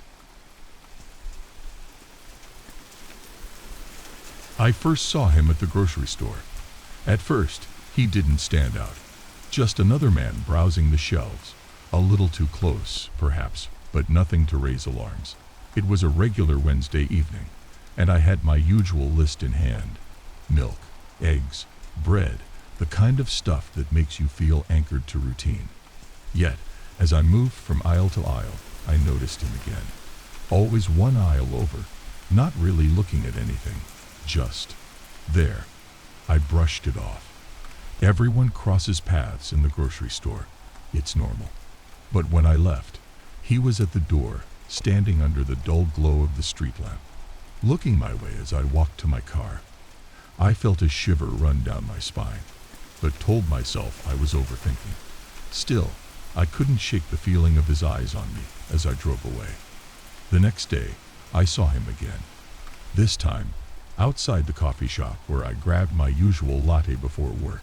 He was sitting on the bench, not drinking anything, just staring blankly ahead. I walked past quickly, eyes forward, and didn't dare glance back. But I knew he was still there. By the third day, I was convinced something was off. He was everywhere, on the corner near my apartment building, at the bus stop, even walking past my office window. Always the same blank expression, his eyes empty but focused in a way that unnerved me. I tried to shake it off, told myself it was just a coincidence. but I started changing my routine, switching grocery stores, taking different routes to work. And still, I'd catch a glimpse of him, standing too still, too silent. Then it got worse. I came home late one night after a work meeting, and as I unlocked the door to my apartment, there he was, standing at the end of the hallway, half hidden in shadow. My heart stopped. I blinked, and he was gone. I closed the door behind me, my hands shaking. I locked it, then double-checked the windows. I told myself it was stress. Work had been piling up, and I wasn't getting enough sleep. That had to be it. But every night after that, I started seeing him again. In the reflections of windows, in the shadows of my living room, just barely out of sight, but always there. One night, I had enough. I called the police, feeling ridiculous but terrified. "There's a man in my home," I told them, my voice shaky. "I keep seeing him, but he disappears before I can confront him." They came, checked every room, every closet, even the basement. Nothing. No signs of forced entry. No signs of anyone at all. The officers exchanged a look, one that said they thought I was imagining things. They were polite, assured me it was probably stress, but I could see it in their faces. They didn't believe me. After they left, I stood in the middle of my living room, feeling more alone than ever. The silence was thick, almost suffocating. I thought I was losing my mind, but then he appeared again. Not in the shadows, not in the corners of my eye.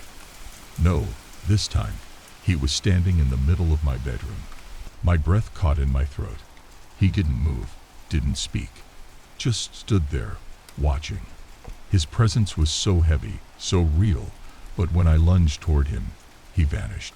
Gone like he had never been there, but I could feel the cold he left behind. A chill that sank into my bones, reminding me that he was real. The next few days were a blur. I tried everything to avoid him, stayed with friends, slept at hotels, but every night, without fail, he was there, watching, waiting. I couldn't take it anymore. I started researching, trying to find some explanation. Maybe he wasn't just some stalker. Maybe he wasn't human at all. I read about hauntings, about spirits that latch onto the living. It seemed ridiculous, something out of a bad horror movie. But at that point, I was willing to believe anything. Then I found an old forum post that chilled me to my core. Someone had described the same thing. A stranger following them everywhere, appearing in their home, even when no one else could see him. The post had no replies, just a final comment from the original poster. "I'm not safe. Neither are you."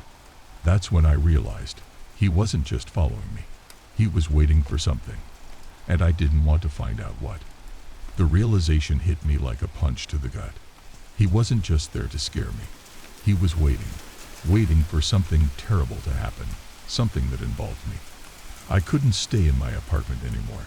Every night I heard small creaks, the groaning of the walls as if the entire building was aware of his presence. The air itself felt suffocating. I packed a bag and left.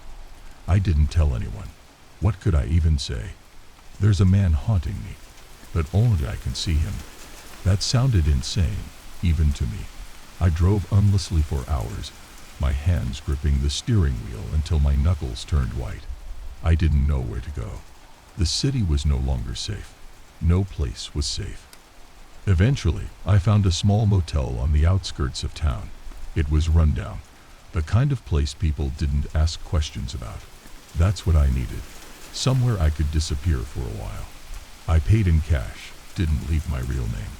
I thought maybe I could outrun him. I thought maybe if I went far enough, changed my patterns enough, he wouldn't find me. But that night, as I lay on the stiff, uncomfortable bed, I felt a presence in the room. I sat up, my heart pounding in my chest. The room was dark, the faint hum of the ancient air conditioner the only sound. But there, at the foot of the bed, he stood, silent, still. I screamed, scrambling out of the bed, knocking over the lamp in my panic. The room was plunged into darkness, but I could still feel him there. I rushed to the door, fumbling with the lock. desperate to get out, but no matter how hard I tried, it wouldn't budge. The door was stuck, trapping me inside with him. I turned back to face the room, and my breath caught in my throat. He was gone again. The room was empty, but the air felt heavy, oppressive. I slid down the wall, pulling my knees to my chest, my heart racing. I couldn't escape him. No matter how far I ran, how many locks I turned, he would always be there, watching. The next morning, I packed up and left. I didn't have a plan anymore. I was barely functioning, driven only by the need to get away. But where could I go? I felt like a prisoner in my own life. That evening, as the sun set and the sky darkened, I found myself driving aimlessly again. The roads blurred together and I was lost, both in my mind and in reality. I hadn't eaten, hadn't slept. I was running on pure adrenaline. I glanced in the rearview mirror, and there he was, sitting in the back seat. I slammed on the brakes, the car screeching to a halt in the middle of the empty road. I turned around, ready to face him, but the back seat was empty. I was shaking, gripping the steering wheel so hard I thought I might break it. My mind was unraveling, reality slipping away. When I finally got the courage to keep driving, I found myself heading back toward my apartment. I didn't want to go there, but something was pulling me back. Maybe I was tired of running. Maybe I needed answers. I arrived at my building in the dead of night, the street eerily quiet. My heart raced as I approached the door, each step heavier than the last. The moment I opened the door, I felt it, his presence, stronger than ever. This time, he wasn't hiding. He was waiting for me in the center of my living room. He stood, unmoving, his face a blur in the dim light. I couldn't make out his features, but I could feel his eyes on me. My body felt frozen, my legs like lead. I couldn't run anymore. "Who are you?"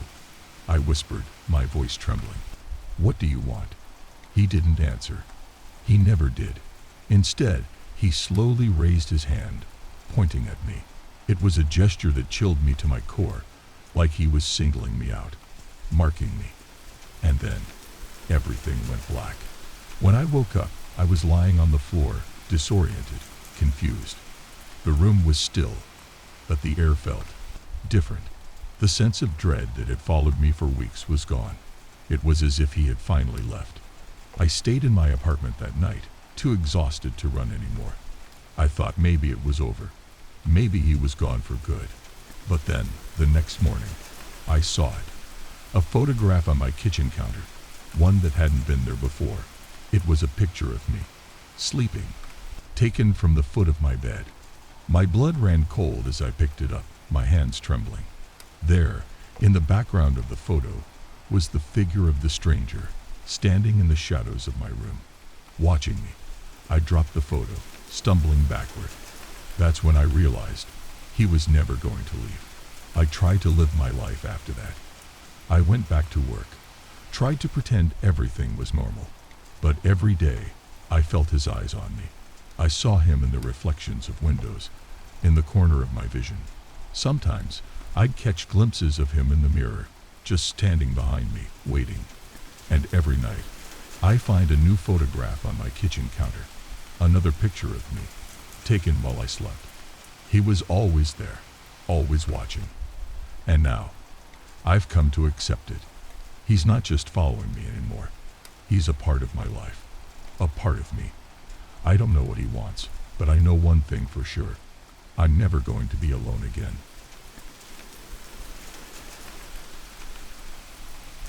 When I was a kid, I spent most of my summers wandering the woods behind my house. There wasn't much else to do in our sleepy town. My friends and I would explore, build forts, and pretend we were adventurers. But one day, something happened that none of us could have imagined. It was just another ordinary afternoon. The sky was overcast, and the air felt heavy with the promise of rain. I was alone, having ventured deeper into the woods than usual. I can't explain why, but something had pulled me further, beyond the paths I knew, until I found myself in a part of the forest that felt different. There, in a small clearing, I saw it, Half buried in the dirt, glinting faintly in the dim light, was an object. At first I thought it was just a piece of metal or an old toy someone had left behind. But when I bent down to dig it out, I realized it was something much stranger. It was smooth and cold, fitting perfectly in the palm of my hand. It didn't look like anything I'd ever seen before. A small sphere, maybe the size of a marble, but it felt heavier than it should have been. The surface was polished and black, almost like obsidian, but it had strange markings carved into it, symbols I didn't recognize. Curiosity got the better of me. I pocketed the object and continued home, feeling an odd sense of anticipation brewing inside me. That night, lying in bed, I couldn't stop thinking about the object. It sat on my nightstand, catching the faint glow from the streetlights outside. I picked it up, turning it over in my hands. And then, just for fun, I whispered a wish. I wish for a new bike. I didn't really expect anything to happen. It was just a game, a silly thing to do. But the next morning, I found a brand new bike sitting on my porch. It was exactly like the one I had been eyeing at the store for months. My parents acted like it had always been there, like they had bought it for me and forgotten to tell me. But I knew better. I hadn't told them about the bike. It had appeared, just like I'd wished. At first, it seemed like the best thing that had ever happened to me. I made small wishes, harmless ones, extra dessert at dinner, an A on a test I hadn't studied for, a clear day when the forecast had called for rain. And every time, the object delivered. It was as if my life had suddenly turned into a dream where everything went my way. But then, the cost came. The first sign that something was wrong happened a week later. My best friend, Danny, and I were riding our bikes down the hill behind our neighborhood when he lost control. I watched in horror as he tumbled over the handlebars, hitting the ground hard. He broke his arm in 3 places. The doctors said he was lucky it hadn't been worse, but I couldn't shake the feeling that it was my fault. You see, the day before, I had wished for Danny to stop beating me at everything. He was always better at video games, better at sports, better at everything, really. It was just a frustrated, passing thought. I didn't mean for him to get hurt. But that's the thing about the object. It didn't care about intention. I started wishing less after that. I didn't want anyone else to get hurt. But the object, it called to me. Every time something went wrong, every time life threw me a curveball, the temptation would creep back. And every time I gave in, something terrible followed. My dog, Max, went missing a week after I wished for my chores to be easier. My mom lost her job after I wished we could spend more time together. It was like the object was twisting every wish, granting it in the worst possible way. I tried to throw it away once. I walked deep into the woods and buried it in the clearing where I found it. But the next morning, it was back on my nightstand, waiting for me. By the time I realized what was happening, it was too late. The object had become a part of my life. Every wish I made was like adding another link to the chain that bound me to it. And the cost was getting worse. One night, I had a terrible argument with my parents. I stormed up to my room, clutching the object in my hand. I was angry, angrier than I had ever been before. And in that moment of rage, I made a wish I'll never forget. I wished they'd just disappear. The house went silent after that. Too silent. I ran downstairs, calling for them, but there was no answer. My parents were gone. Just gone. Their things were still there. Their clothes, their wallets, their phones, but they had vanished without a trace. The guilt ate away at me after that. I tried everything to reverse it, but the object had a will of its own. No matter how much I begged, no matter how many times I wished for them to come back, they never did. I became a shell of the person I used to be. I stopped going to school, stopped hanging out with my friends. The object was the only thing I had left, and it knew it. Weeks passed, and I barely left my room. I'd sit there, staring at the object, wondering what the final cost would be. Because by then, I knew it was coming. Every wish came with a price, and I had paid so much already. It was a stormy night when it happened. The wind howled outside, and the rain battered against the windows. I was lying in bed, clutching the object, when I heard it. A whisper, faint but clear. It called my name. I sat up, heart pounding in my chest. The room felt colder, darker, as if the very air had been drained of warmth. I knew, deep down, that it was time. The object had come to collect its final payment. The whisper grew louder, more insistent, until it filled my head. And then, as if guided by an unseen force, I made one last wish. I wished for it to stop. The next morning, the object was gone. Vanished, just like my parents, just like everything else I'd lost. I felt a strange sense of relief, but also a deep, gnawing emptiness. It was over, but at what cost? I never saw the object again, but I still feel its presence sometimes, lurking in the shadows, waiting. And sometimes, late at night, I hear that whisper again, calling my name. I don't answer anymore. Days turned into months, and I thought maybe I could move on, maybe I could forget. But the weight of what happened lingered over me like a thick fog. Every corner of my house reminded me of the wishes I had made, the things I had lost. I couldn't even look at my parents' empty bedroom without feeling a deep pang of guilt. I wished I had never found that cursed object. I wished I could undo everything. I tried to go back to normal, even tried hanging out with Danny again. But things were never quite right. It was like I was living in a different world, one where everything felt off, like I didn't belong anymore.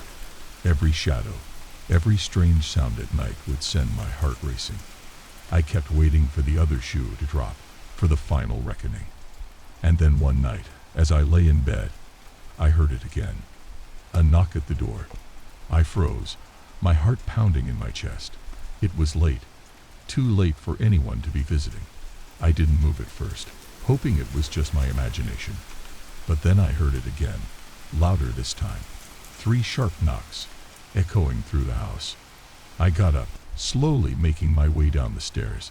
My palms were slick with sweat, and my breath came in shallow gasps. When I reached the door, I hesitated, my hand trembling as it gripped the doorknob. I didn't want to open it. Every instinct screamed at me to turn around to run. But I opened it anyway. There was no one there, just the dark, empty street, bathed in the pale glow of the streetlight. But then I looked down, and my blood ran cold. Sitting on the doorstep, half buried in the dirt, was the object. The same polished, black sphere with the strange markings, the same weight that had once felt so heavy in my hand. It had returned. A chill ran down my spine, and for a moment I couldn't breathe. I knew, deep down, that this was the final cost. The object wasn't done with me yet. I reached down, hesitating for just a second, before picking it up. As soon as my fingers touched its cold surface, the whisper returned, soft, insistent, growing louder with each passing second. One last wish, it seemed to say. Just one more. I knew what it wanted. It wanted everything I had left. My life, my soul, whatever was left of me. But this time, I wasn't going to give in. I wasn't going to let it win. With every ounce of strength I had, I hurled the object as far as I could into the woods. It disappeared into the darkness, swallowed by the trees, and for the first time in what felt like forever, I felt free. But as I turned to go back inside, I heard it, faint at first, but growing louder. A whisper, calling my name. And I knew, no matter how far I ran, no matter how hard I tried to escape, the object would always find its way back. It would always be there, lurking in the shadows, waiting for the next time I was weak enough to make a wish. Because once you start, the cost never truly goes away. I wasn't sure what I expected when we moved into that old house. My wife, Sarah, fell in love with the place the moment we walked through the door. Something about its charm, the worn wooden floors, the creaky staircase, the large windows overlooking the backyard, appealed to her. Me, I was more skeptical. It was an old house, and old houses come with secrets. We'd been living there for a few months when we finally decided to tackle the basement. I'd been putting it off for as long as I could, but the clutter was getting out of hand, and Sarah was determined to turn it into a usable space. The basement was damp and cold, with cobwebs hanging from the ceiling and dust coating everything. Boxes were piled haphazardly in the corners, and old furniture was pushed up against the walls, most of it left behind by the previous owners. I wasn't looking forward to spending the weekend down there, but Sarah's enthusiasm was infectious. She had this way of making even the most mundane tasks seem exciting. We were halfway through sorting the boxes when Sarah found it. A large, heavy trunk tucked away in the far corner, hidden beneath an old sheet. It was an antique, made of dark wood with brass hinges, and it looked like it hadn't been touched in years. "What do you think is inside?" Sarah asked, her voice filled with curiosity. I shrugged. Probably junk, like everything else down here. But there was something about the trunk that piqued my interest. It didn't look like the rest of the stuff that had been left behind. It was different, older, somehow. Together, we dragged the trunk into the center of the room.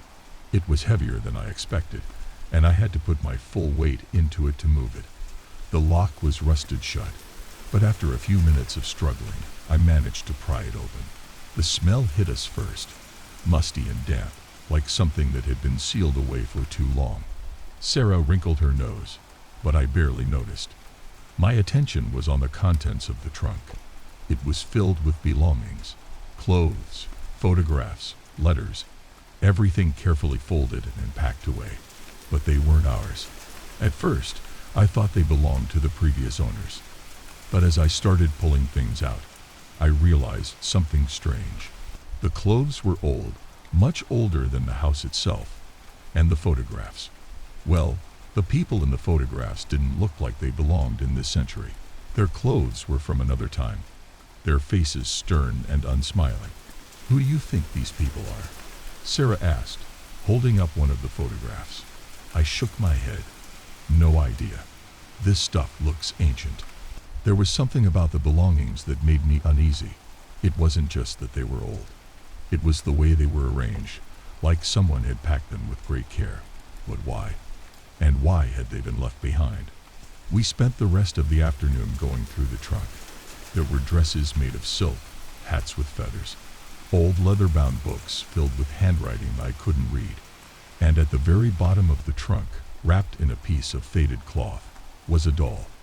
It was small, about the size of a toddler, with porcelain skin and painted blue eyes. Its dress was made of lace, and its hair was real, too real. Sarah picked it up, and I could see the excitement in her eyes. "It's beautiful," she said, but I didn't like it. There was something about the doll that made my skin crawl. Its eyes seemed to follow me, no matter where I stood. "Let's put it back," I said, trying to sound casual. "It's probably worth something, but it gives me the creeps." Sarah laughed. "Don't be silly. It's just a doll." She set it on one of the shelves, and we went back to sorting through the trunk. But the longer we stayed down there, the more uneasy I felt. The air seemed to grow colder, and I couldn't shake the feeling that we weren't alone. That night, I had trouble sleeping. Every time I closed my eyes, I saw the doll's face, its eyes staring at me from the shadows. I tried to tell myself it was just my imagination, but the feeling of unease wouldn't go away. That night, sleep eluded me. No matter how many times I flipped the pillow to the cool side or changed positions, I couldn't escape the creeping feeling that something was wrong. Sarah, on the other hand, fell asleep as soon as her head hit the pillow. I envied her ability to sleep through anything. I finally drifted off sometime after midnight, but my dreams were plagued by unsettling images. I saw the trunk again, only this time it wasn't in our basement. It was in a dark, unfamiliar room. Shadows moved in the corners, just out of sight, and the air was thick with the same musty smell that had poured out when we opened the lid. And then there was the doll. It stood in the center of the room watching me. Its painted eyes seemed to glow in the darkness, following my every movement. I tried to turn away, but I couldn't. I was rooted to the spot, helpless as the doll slowly started to move. I jolted awake, my heart pounding. The room was dark, but the shadows felt thicker than before, as if they were pressing in on me. I glanced over at Sarah, but she was sound asleep, completely unaware of my panic. Something felt wrong, terribly wrong. I slipped out of bed, careful not to wake Sarah, and made my way to the basement. I don't know what I expected to find down there, but the moment I stepped into the basement, the air seemed heavier, thicker, like I was walking into a room that had been sealed shut for years. The trunk was still there, its lid closed tightly. But the doll, where was the doll? I scanned the room, my eyes searching for it. It was right where Sarah had left it earlier, sitting on a shelf against the far wall. But something was different. The doll's head had turned, and its eyes were now fixed on the door, as if waiting for me.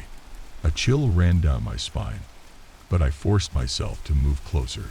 It was just a doll, just a creepy, old-fashioned doll. But as I reached for it, I noticed something else. The clothes we'd unpacked from the trunk were no longer scattered on the floor.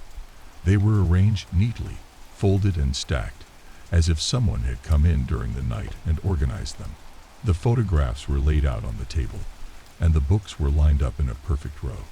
And the trunk, oh God, the trunk. It was open again. The lid was wide, and the interior was empty. Everything that had once been inside, every article of clothing, every photograph, even the doll, was gone. I stood frozen in place, trying to make sense of what I was seeing. That's when I heard it, a faint whisper, like the sound of someone breathing in the dark. I spun around, but the room was empty. At least, it appeared to be. The whisper grew louder, more distinct, but the words were impossible to make out.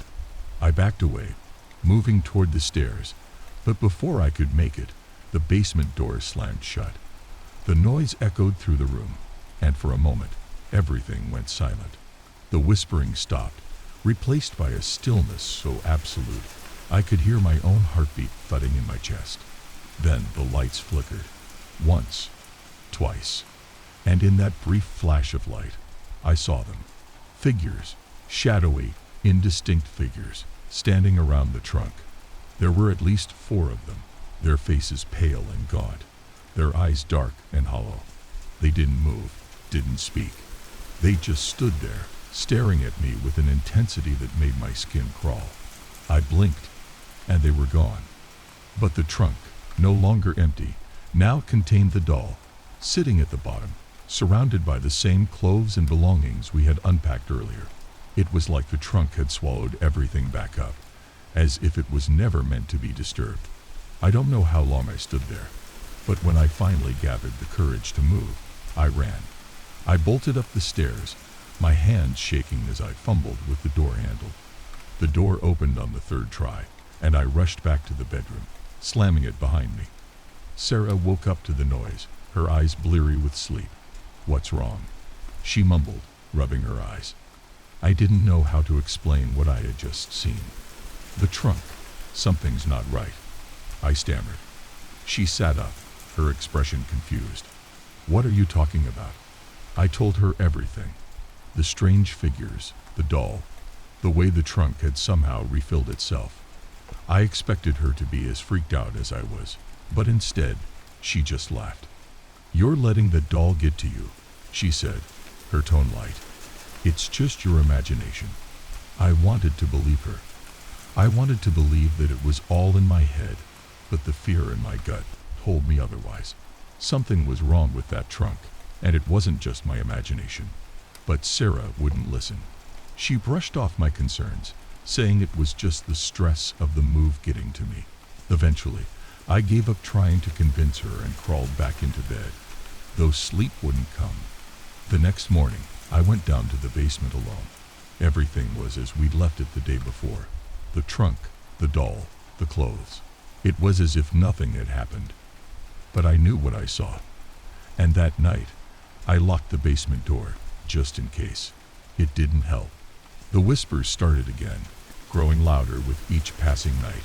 Sarah claimed she didn't hear them, but I could tell she was starting to get unnerved too. The doll had a way of showing up in different places we hadn't left it. One night, I woke up to find it sitting on our bedroom dresser, staring at us while we slept. I threw it out the next day. I took it as far away from the house as I could and left it by the side of the road, hoping that would be the end of it. But the next morning, it was back, sitting on the shelf in the basement like it had never left. That was when we decided to leave. We packed our things and left the house, determined to never return. But as we drove away, I couldn't shake the feeling that something had followed us. Weeks passed, and the house was put on the market. We never spoke about the trunk or the doll again, but every night, I dreamed about that basement. And then, one day, we received a letter. No return address, no name, just a single photograph. It was us, standing in front of the trunk. But it wasn't from our time in the house. No, the photograph was old, faded, like something from a century ago. And we were dressed in the clothes we had found in the trunk.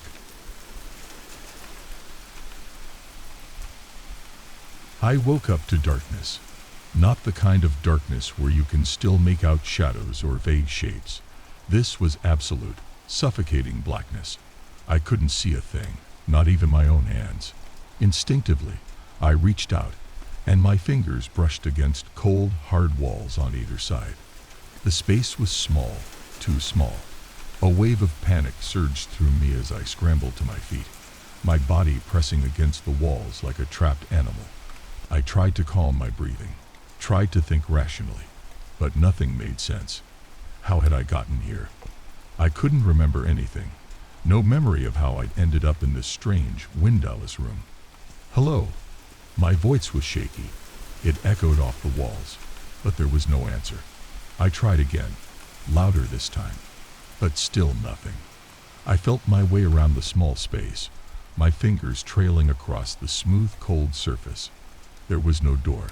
I was locked in. That's when I heard it. A voice, low, almost a whisper, coming from somewhere, but I couldn't tell from where. It didn't belong to anyone I knew. It wasn't human. "You know why you're here," it said. I froze. My heart pounded so hard I thought it might break my ribs. "What? Who are you?" There was a long pause before it spoke again. "Confess." "Confess to what?" I asked, my voice trembling. There was no response, just silence. My mind raced. I didn't understand. What was I supposed to confess to? I pounded on the walls, shouting, screaming for help. But no matter how loud I got, the room absorbed my voice, leaving me in dead silence once more. My throat burned, and my hands throbbed from slamming them against the walls. But nothing changed. And then the voice came again, this time louder, sharper. "Confess, or you'll never leave." A chill ran down my spine. Something about the way it said that made it clear. This wasn't a game. I needed to confess, but I had no idea what it wanted. I sank to the floor, wrapping my arms around my knees. I hadn't done anything wrong, at least nothing that warranted this. Punishment, if that's what it was. I racked my brain, searching for any clue, any memory, that might explain what was happening. The minutes stretched into hours, or maybe it was days. I couldn't tell. There was no sense of time in that room. I hadn't eaten, hadn't slept, but I wasn't hungry or tired. It was like I was suspended in some kind of limbo. And the voice kept coming back. Each time it demanded the same thing. Confess. At first, I refused to engage with it, insisting that I had nothing to confess. But the voice wouldn't relent. It became cruel, accusing me of things, terrible things, that I hadn't done. "You let him die," it hissed one night, its words slithering through the air like poison. I shook my head violently. "I don't know what you're talking about. You could have saved him, but you didn't. Confess." The image of a face flickered in my mind.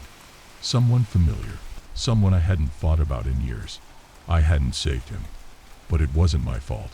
How could I have saved him? He made his own choices. It wasn't on me. But the voice didn't care. It kept prodding, pushing, bringing up memories I had buried deep. Things I thought I had long forgotten came rushing back, each accusation hitting me like a blow to the chest.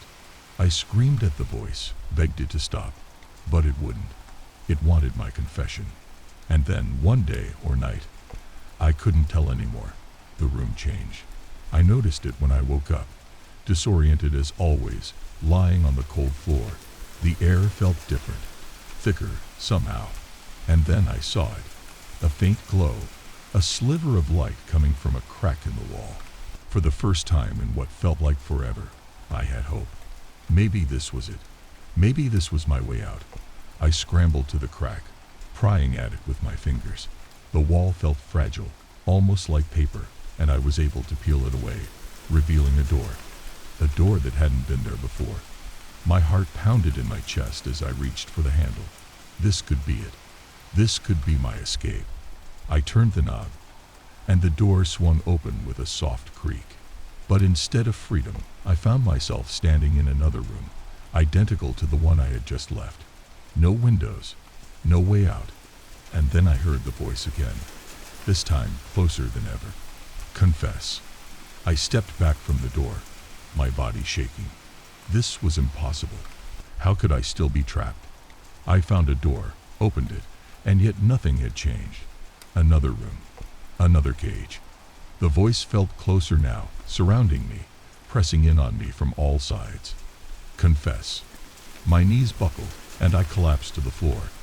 I don't know what you want, I whispered, barely able to speak. My throat felt raw from screaming, my mind frayed from the constant barrage of accusations, and the silence that followed. You know what you did. You know why you're here. I didn't do anything, I pleaded. But even as I said the words, memories began to surface, blurred, but there. Shadows of moments I had tried to forget. The room seemed to shrink around me, the walls closing in, suffocating me. My breath came in short gasps, and I could feel the darkness creeping in on the edges of my vision. I remembered a face, a name. Peter. He had been my friend once, more than a friend. He'd trusted me. I hadn't been there for him when he needed me most. I told myself it wasn't my fault, that it was his decision to end things the way he did. But the voice knew better. It knew the guilt I had buried deep down. The voice softened, almost gentle now. He called for you. You didn't come. Tears filled my eyes. I had ignored his messages that night. He'd been reaching out, asking for help, and I had been too wrapped up in my own problems to answer. The next morning, I found out he was gone. I clutched my head, the guilt overwhelming me. I couldn't have saved him. I said, but it sounded weak, even to my own ears. You chose not to try. The voice whispered, like a blade cutting through my defenses. I was scared, I admitted. I didn't know how to help him. I didn't want to deal with it. There it was, the truth, the confession the voice had been waiting for. The room trembled as if it had been holding its breath, waiting for this moment. I could feel the air grow colder, the darkness even thicker than before. I whispered, I'm sorry. For a moment, everything was still. Then the voice returned, but it was no longer asking for my confession. Instead, it said, too late. A cold dread washed over me. The room didn't release me. The door didn't reappear. Instead, the walls seemed to press closer, the ceiling lowering. I scrambled to my feet, frantically searching for an escape, but there was nothing. The room was tightening around me, crushing me. No, no, please, I screamed, my voice ragged and desperate. But the voice simply repeated, too late, you waited too long. I clawed at the walls, my nails scraping against the cold surface, but it was useless. The walls kept closing in. My chest tightened as the air grew thin. I gasped for breath, my lungs burning. And then, in the final moments, I understood. This room wasn't just a prison. It was my guilt, my punishment. The voice wasn't some stranger. It was me. The part of me I had tried to silence all these years. The part of me that knew I had failed Peter, that I had let him slip away. The darkness swallowed me whole, and the last thing I heard before everything went black was my own voice, echoing in my mind. You should have answered. It was a rainy afternoon when I first stumbled upon the watch. I hadn't planned on entering that old thrift store. I was only trying to escape the downpour. The air inside smelled musty, and the place was crammed with all sorts of forgotten junk, like time itself had slowed down in there. As I wandered through the aisles, my eyes fell on a small, unassuming box tucked away on a dusty shelf. The watch inside was unlike any I had seen before, sleek, vintage, and strangely captivating. The owner of the store barely glanced up as I purchased it. I left with the watch on my wrist, a part of me intrigued by its craftsmanship. It had a strange inscription on the back, Tempus non fuit. My Latin was rusty, but I knew it meant something about time not flying. I didn't think much of it at the time. The first time it happened, I was walking home. The streets were busy, as usual, cars honking, people rushing by, the usual city chaos. I glanced down at the watch, noticing how it seemed to tick slower than normal. Curious, I pressed the small button on the side. Everything stopped. I mean, everything. The cars, the people, everything froze in place. At first, I thought I was dreaming. I waved my hand in front of a stranger's face, but they didn't blink. The world had gone eerily silent, and I was the only thing moving. I panicked and pressed the button again. Time resumed like nothing had happened. I spent the next few days testing the watch. Each time I pressed that button, time would come to a standstill.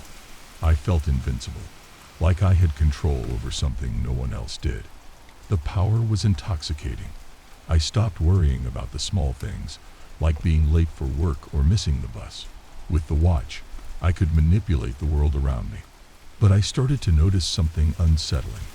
Every time I used the watch, I had the feeling that something, was there with me. It started off as a subtle sense, like a shadow at the corner of my vision. I'd look, and nothing would be there. Still, the feeling grew stronger each time.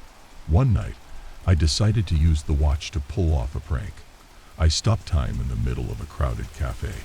People froze mid-sentence, mid-sip, and mid-laughter. I strolled around, messing with little things, tipping over someone's drink, moving chairs, rearranging people's plates. I was in control. But then I felt it again, that presence. This time, it wasn't just a feeling. Out of the corner of my eye, I saw movement. I snapped my head around, but everything was still. It didn't make sense. I was the only one who could move, right? I turned back toward the door, ready to leave, when I saw something that chilled me to the bone. There, standing among the frozen patrons, was a man. He wasn't frozen like the others. He was moving, and he was staring right at me. My heart raced. I quickly pressed the button, returning everything to normal. The cafe buzzed back to life, the clatter of dishes and murmur of conversation filling the air. I scanned the room, but the man was gone. I left in a hurry, the watch feeling heavier on my wrist. Who was that? How could he have moved when time was stopped? I tried not to use the watch after that, but curiosity got the better of me. One evening, I stopped time again, just to see if I could find him. At first, everything seemed normal, quiet and still. But then, I heard footsteps. Slow, deliberate footsteps, echoing through the empty silence.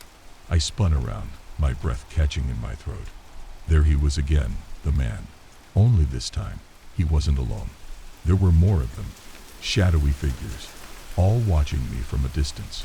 Their eyes were hollow, their faces obscured by darkness. I couldn't make out their features, but I could feel their intent. They were watching me. I backed away, trying to reach for the button, but my fingers fumbled. The figures drew closer, their movements unnaturally smooth. Panic surged through me. I finally managed to press the button, and time resumed. The figures disappeared, but the terror remained. That night, I couldn't sleep. Every sound in my apartment felt amplified, every creak of the floorboards making me jump. I decided to lock the watch away, but even that didn't bring me peace. It felt as though the figures were always there, lurking just out of sight. I stopped using the watch for a while, but the thought of it gnawed at me. What was happening? Who were those figures? The more I tried to forget, the stronger the urge to understand became. One day, I gave in. I put the watch back on and stopped time again. I was prepared this time. I expected the figures, but I didn't expect what came next. They were everywhere, no longer just watching from a distance. They surrounded me. Dozens of them, silent, their hollow eyes fixed on me.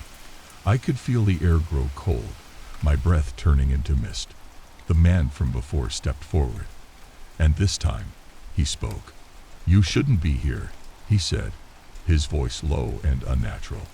I wanted to move, to escape, but I was frozen, just like everything else. My body refused to respond. He stepped closer. "Time doesn't belong to you." His hand reached out, cold fingers brushing against the watch. The moment he touched it, I felt a searing pain shoot up my arm.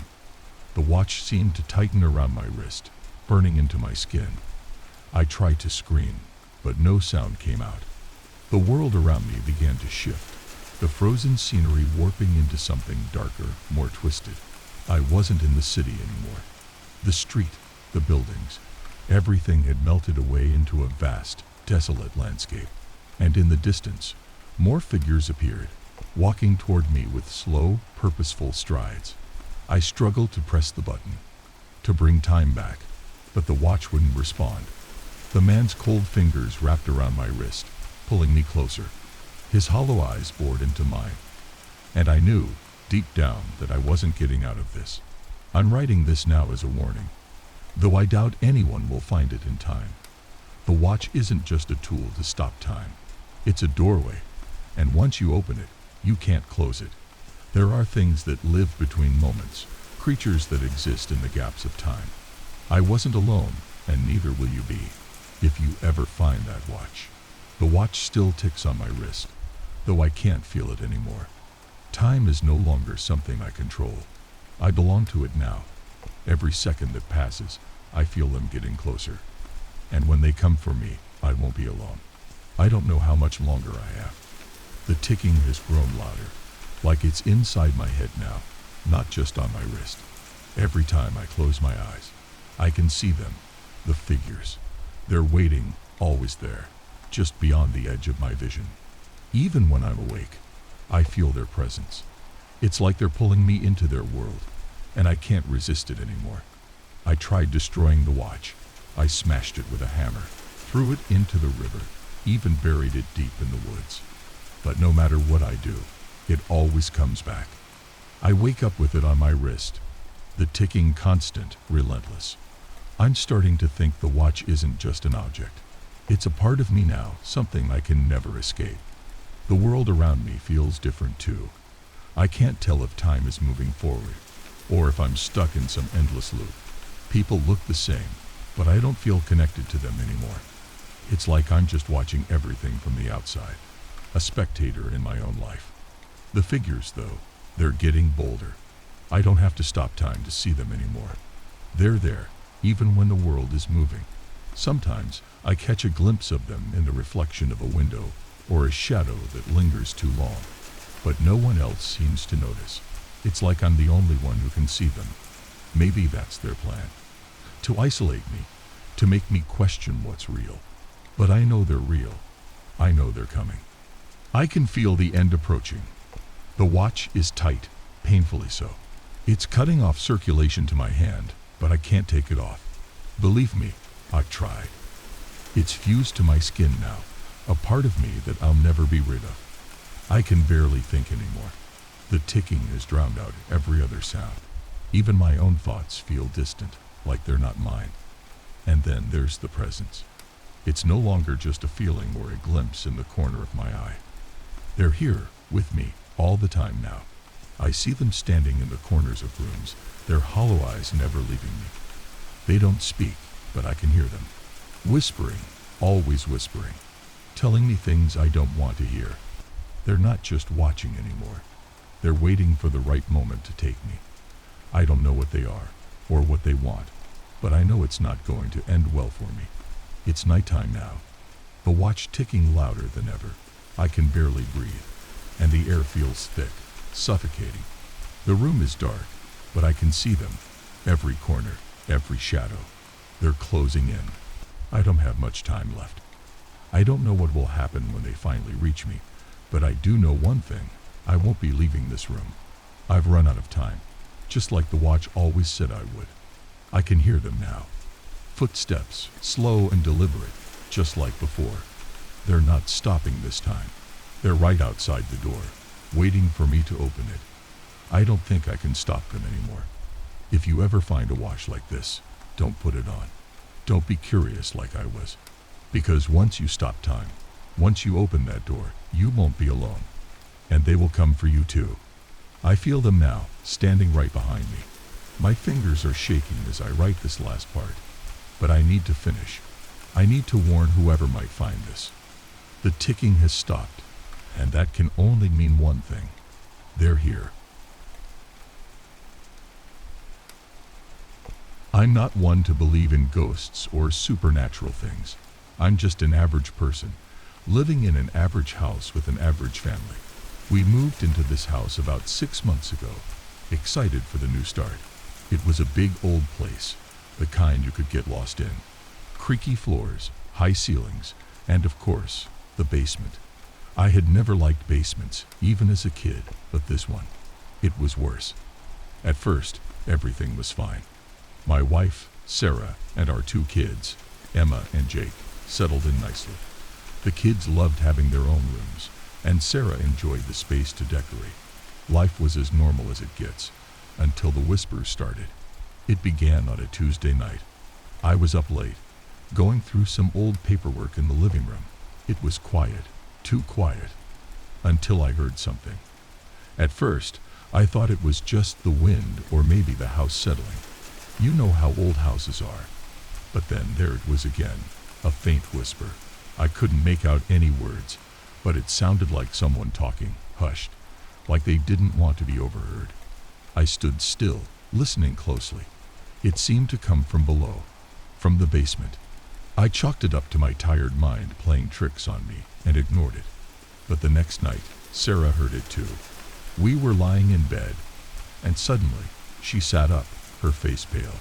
"Did you hear that?" she whispered, clutching the sheets. I froze, listening. There it was again, a faint, unintelligible whisper drifting up from below. My heart pounded as I realized it wasn't just my imagination. "I think it's coming from the basement," I muttered, trying to sound calm. We both lay there, too scared to move. Eventually, the whispers stopped. We told ourselves it was nothing, maybe just the pipes or the wind through a crack in the foundation. But deep down, we knew something wasn't right. The next morning, I did what any reasonable person would do. I went down to the basement to check things out. The stairs creaked beneath my feet as I descended. The basement was dim, lit only by a single flickering bulb hanging from the ceiling. There was nothing unusual down there, just old boxes, a washing machine, and an old wooden door that led to a crawl space. No sign of anything that could be whispering. I stayed down there for a while, listening. Nothing. The basement was dead silent. That night, though, the whispers came back. Louder this time. It sounded like more than one voice, too. I couldn't make out the words, but it felt like they were talking about us. I wanted to believe it was my imagination again. But Sarah heard it too, and so did the kids. Jake, our youngest, came into our room, clutching his stuffed bear. "Daddy, I hear people talking in the basement. Can you make them stop?" My heart sank. I tried to reassure him, but I didn't know what to say. How could I explain something I didn't understand? Over the next few days, things got worse. The whispers grew louder, more persistent, always starting around midnight. No matter how much we tried to ignore it, they wouldn't stop. The worst part was, every time we went to check the basement, it was completely empty. No explanation. Nothing. One night, Sarah and I stayed up, determined to figure out what was happening. We sat in the living room, listening. As the clock struck midnight, the whispers began, louder than ever before. They seemed to swirl around us, coming from the walls, the floor, everywhere. Did you hear that? Sarah's voice trembled. I hear it, I whispered back.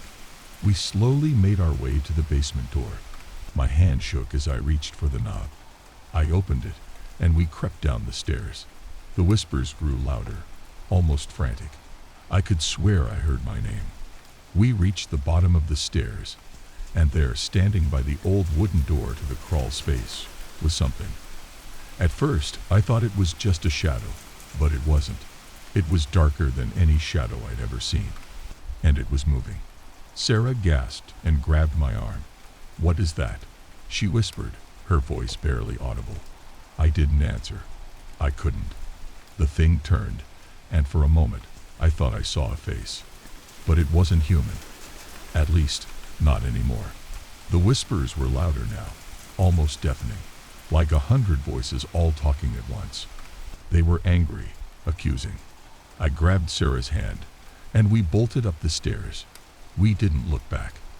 The next morning, I called a contractor to inspect the basement. He found nothing out of the ordinary. No drafts, no cracks, no reason for the noises. He laughed it off, saying old houses make weird sounds.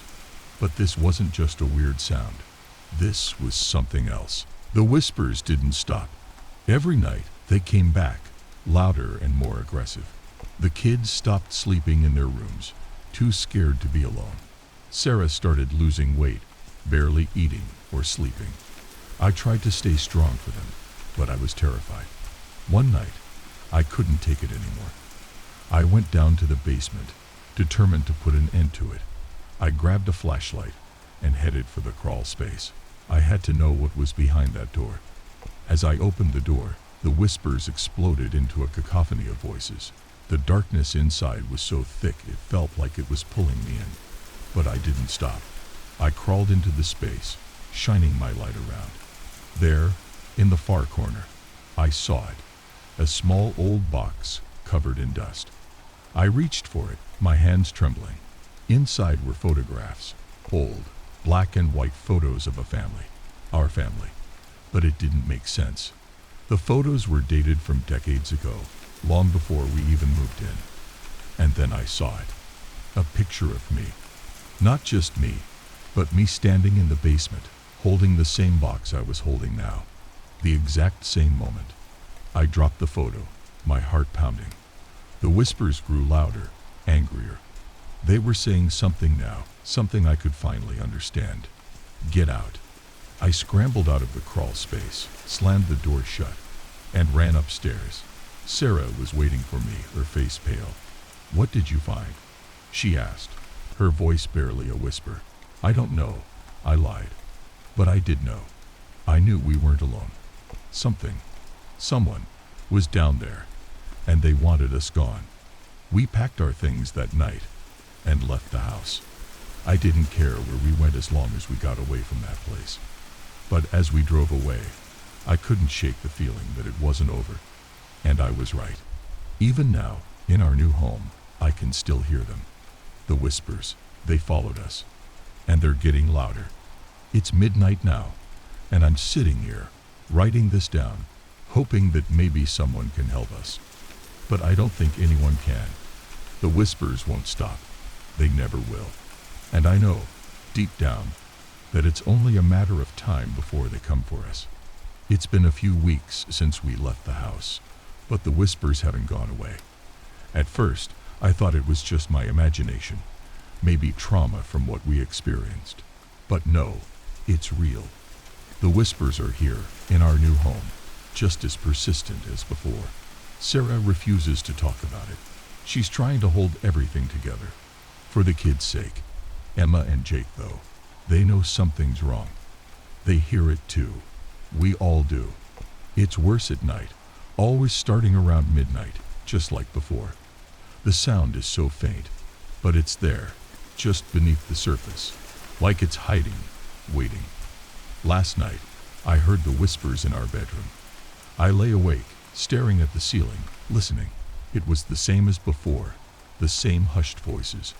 But this time there was something new, a sound I hadn't heard before.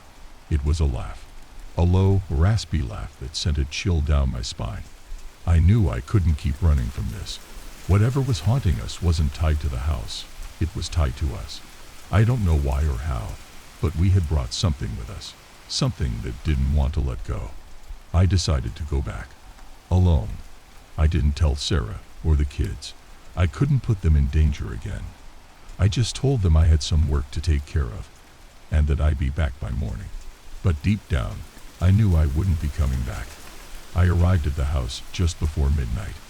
The windows were dark, and the place looked abandoned, like it had been waiting for me. My hands trembled as I unlocked the door and stepped inside. The air was thick, heavy, like the house was holding its breath. I made my way to the basement, the whispers already starting, louder than ever. They knew I was here. They wanted me to come back. I reached the basement door and hesitated. I could turn back. I could leave and pretend none of this had ever happened. But I couldn't. Not anymore. I had to finish this. I opened the door and descended the stairs. The whispers surrounded me, swirling in the air like a storm. The basement was darker than before, the single bulb flickering weakly. But the door to the crawl space was open. I hadn't left it open. I walked toward it, the whispers growing louder, more frantic. I stepped inside the crawl space, my flashlight shaking in my hand. The box was still there, right where I had left it. But this time, it wasn't the box that caught my attention. It was the figures. They were standing in the far corner, just beyond the reach of my light. Dark, shadowy shapes, like people, but not quite. They were watching me, waiting. One of them stepped forward, and I saw its face. It was me. But it wasn't. It was twisted, distorted, like a reflection in a broken mirror. Its eyes were hollow, and its mouth was twisted into a horrible grin. It opened its mouth, and the whispers poured out, louder than ever. The other figures began to move, closing in on me. I backed up, my heart racing. I turned to run, but the door to the crawl space slammed shut, trapping me inside. The whispers were deafening now, the figures closing in, their twisted faces leering at me. I fell to my knees, the weight of the whispers pressing down on me, suffocating me. I couldn't move, couldn't breathe. They were surrounding me, their hands reaching out, cold and unforgiving. And then I understood. The whispers weren't just random voices. They were memories, forgotten memories of the people who had been here before, people like me. The figures weren't just shadows. They were the ones who had come before, trapped in this place, never able to leave. And now, I was one of them. I don't know how long I've been here. Time doesn't exist in the same way it used to. I can still hear the whispers, but now, I'm part of them. I try to scream, to call out, but my voice is just one more whisper in the darkness. Sarah, Emma, Jake, they're still out there, but I can't protect them anymore. The whispers will find them. They always do. And when they do, they'll never be free, just like me. So, if you ever hear whispers in the night, no matter how faint, don't ignore them. Don't go looking for them. Because once you hear them, they've already found you. I never paid much attention to the little things in my room. Clothes tossed on the chair, books scattered on the floor, or shoes kicked under the bed. My bedroom had always been my safe space, my retreat from the world. But then, the closet. It changed everything. It started a few weeks ago. I'd opened my closet to grab something, and I'd noticed that a shoe was out of place. No big deal, right? I probably kicked it over without realizing it. I didn't think much of it. But the more I opened that door, the more I noticed small things were off. A sweater I folded neatly was crumpled. A jacket I hung up was now lying on the floor, and even the hangers seemed to be jumbled together in a way I didn't remember. At first, I thought it was me. I mean, I can be messy, but I wasn't that careless. One evening after school, I decided to really pay attention. I spent an hour carefully arranging everything. I hung up my jackets in perfect order, from lightest to heaviest. My shoes were lined up neatly, heels to toes, and my clothes were folded as tightly as possible. Satisfied, I closed the door, feeling a sense of control over the chaos. The next morning, when I opened the closet to grab my jacket, my heart sank. The clothes were everywhere, jackets shoved to the side, shoes mismatched and scuffed, shirts hanging haphazardly. But I knew for a fact I hadn't touched it since last night.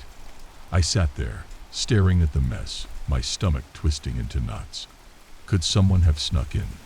My parents? My little brother? I laughed at the thought of him creeping into my room to mess with my clothes. He had zero interest in anything that wasn't video games. But still, I needed answers. That night, I locked my door. I woke up several times in the middle of the night, listening for any sound of movement, but all I could hear was the distant hum of the air conditioner. The night felt too still, too quiet. In the morning, with a nervous heart, I unlocked my door and walked straight to the closet. I was holding my breath when I pulled the door open. The mess was worse. This time, some of my clothes were on the floor. The jacket I hung last night was now on the floor. A few shirts were scattered in odd places, like they had been tossed around. But more unsettling was the feeling I had as I looked into that closet, as if something had been watching me, touching my things while I slept. A shiver crawled up my spine. I tried to shake it off, convince myself it was my mind playing tricks. But deep down, I knew something was wrong. Over the next few days, I became obsessed. I started marking my clothes and shoes, making mental notes of where I left each item. Every time I opened the door, the changes were there, subtle at first, but undeniable. A hanger pushed to the side, a pair of socks missing, a coat that seemed to have been crumpled. I couldn't explain it. No one had been in my room. I even started keeping my door locked at all times. I told my best friend, Lisa, about it. We laughed it off at first, thinking maybe I was sleepwalking or just not paying attention. But after a while, even she could tell it was getting to me. "You should set up a camera," she suggested one day after school. "Maybe you're just losing track of stuff." It sounded crazy, but I had nothing to lose. That night, I borrowed my dad's old camcorder. I positioned it on my dresser, facing the closet. With everything perfectly in place again, I went to bed feeling a mix of fear and excitement, wondering if I'd finally catch something. The next morning, I practically flew out of bed to check the camera. The closet looked untouched. Everything was as I had left it. Relief washed over me. But when I pressed play on the camera, my heart stopped. At exactly 3:15 a.m., the closet door creaked open, just slightly, like someone was peeking out from inside. I paused the video, staring at the screen in disbelief. There was no one in the room, no movement other than the door. My stomach flipped. I played it again. The door didn't fully open, but it moved just enough to make me uneasy. It wasn't my imagination. Something was happening. I didn't know what to do. I could show the video to my parents, but what would I say? "Hey, I think there's something messing with my closet." They'd probably brush it off or worse, think I was losing it. So I kept the camera running for the next few nights, and each time, the door would move at exactly 3:15 a.m. Sometimes it was just a slight creak. Other times it would open wide enough for me to see the darkness beyond it. But nothing ever stepped out. Nothing ever showed itself. Still, the thought of something watching me sleep, it haunted me. One night, I decided to stay up. I had to know what was happening. Armed with a flashlight and my phone, I sat on my bed, facing the closet. The minutes dragged on as I watched the clock tick closer to 3:15. My heart raced. 3:10, 3:12, 3:14. At exactly 3:15, the door creaked open. I froze. I couldn't move, couldn't even breathe. My flashlight trembled in my hand as I aimed it at the closet. The door opened wider, and for the first time, I saw something, just a glimpse of a shadow, shifting behind my clothes. I felt paralyzed. Whatever was in there, it wasn't just moving my stuff. It was hiding. I didn't sleep that night. I kept my eyes on the closet, waiting for something else to happen, but nothing did. The next morning, I couldn't stand it any longer. I grabbed a hammer from the garage and forced the closet door shut. nailing it closed. My dad didn't ask any questions when he saw it, probably thinking it was just one of my teenage quirks. But even with the door sealed, I could feel it. Whatever was in there wasn't gone. It was waiting. Weeks passed, and I tried to forget about the closet. I avoided my room as much as possible, staying out late with friends or spending time at Lisa's house. But every night when I came home, I could feel the weight of the closet door pulling me back. And then one night, I heard it. The soft, scraping sound of something moving inside. My stomach churned, and I bolted upright in bed. The closet door was still sealed shut, but the scraping was louder, more frantic. Suddenly, there was a loud bang, the sound of something slamming against the inside of the door. I jumped out of bed and ran to the other side of the room. The door rattled violently as if whatever was inside was trying to break free. My heart pounded in my ears, and I screamed for my parents, but by the time they rushed into the room, the noise had stopped. "What the hell is going on?" my dad shouted, looking at the closet. I pointed at it, breathless, but there was nothing to see, just a sealed door, as if nothing had happened. My parents didn't believe me. I could see it in their eyes. They thought I was having some kind of breakdown. But I knew better. The thing in my closet was getting stronger. The next night, I couldn't stay at home. I slept at Lisa's, telling her everything that had happened. She didn't laugh this time. Instead, she looked at me with concern. "Maybe you should see someone. Talk to a professional or something," she said gently. I nodded, pretending to agree. But deep down, I knew no one could help me. Whatever was in that closet wasn't going away. It had been there all along, waiting for me to notice. And now that I had, it wasn't going to stop. I never went back into that room. I avoided it for days, sleeping on the couch, pretending like everything was normal. But the nights grew longer, and the banging became louder. The closet door, though nailed shut, started to bend. The wood cracked under the pressure of whatever was inside. And one night, when I was alone, I heard the nails popping out. The door swung open. I don't know what happened after that. I don't remember much. I only know that whatever was in there, it's free now, and it's not in the closet anymore. I wish I could tell you this story ends with some kind of closure, that I found a way to stop it. But the truth is, I didn't. I still hear it sometimes, in the quiet moments, when the house is dark and still. The soft scraping of something moving, just out of sight. It's still watching. I've always loved photography. There's something magical about freezing a moment in time, capturing something that might otherwise be forgotten. For years, I've carried my camera around, snapping shots of everything. Sunsets, city streets, old friends, strangers. But there's one thing I didn't expect. The stranger in the photos. It all started innocently enough. A simple photo of a weekend trip.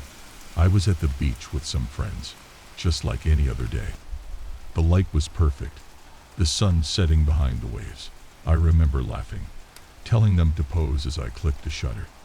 Later, when I went through the photos, I noticed something strange. There, in the background of almost every picture, was a man. I didn't think much of it at first. The beach was crowded, and it wasn't uncommon to catch random people in the frame. But what caught my attention was that he was always in the same spot, standing perfectly still, staring straight into the camera. His expression was blank, almost as if he was waiting for something. I brushed it off, thinking it was a coincidence, until I looked back at older photos. That's when the panic set in. It was a Saturday night, and I was organizing my photo albums, something I hadn't done in years. As I flipped through the pages, I started to notice him. He wasn't just in the beach photos. He was in all of them. At my cousin's wedding, standing near the back, half hidden behind a group of guests. At my high school graduation, peeking from behind a tree.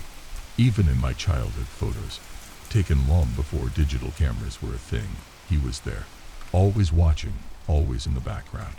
I felt the blood drain from my face. This wasn't possible. There's no way a random stranger could have followed me throughout my entire life without me noticing. I grabbed an old family photo, one I'd seen 100 times before. It was taken when I was 5 years old, during a family picnic. We were sitting on a blanket, my mom and dad smiling, and there, in the distance, was the same man. He hadn't aged a day. My hands started to shake. How could he be in all these photos, even the ones from years before I'd ever picked up a camera? I flipped through more albums, going further back. There he was again and again, blending into the background, always looking straight at me. I hadn't noticed him before, but now it felt like he had always been there, lurking just out of reach. I tried to rationalize it. Maybe it was some kind of prank, or maybe I was just seeing patterns where there were none. But the more I looked, the more impossible it seemed. I decided to talk to my mom about it, hoping she'd have some explanation. Maybe he was a distant relative I'd forgotten about, or just someone who happened to be in the wrong place at the wrong time. Again and again. When I showed her the photos, she went pale. Who is that?" she whispered, her voice shaking. "I was hoping you'd know," I said, trying to keep my own fear at bay. She shook her head slowly, eyes fixed on the man in the background. I'd never seen him before. That was the moment I knew this wasn't just my imagination. Something was very, very wrong. Over the next few weeks, I became obsessed. I scanned every photo I could find, both mine and others. I even started looking at photos of places I'd never been, thinking maybe I'd see him there too. But no matter how many random images I sifted through online, he only ever appeared in mine. I tried taking new pictures, hoping that maybe I could catch him in the act. But every time, the result was the same. He'd be there, somewhere in the background, staring at me.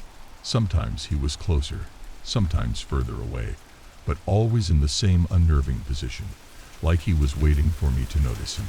One night, after hours of fruitlessly searching for answers online, I decided to take a break.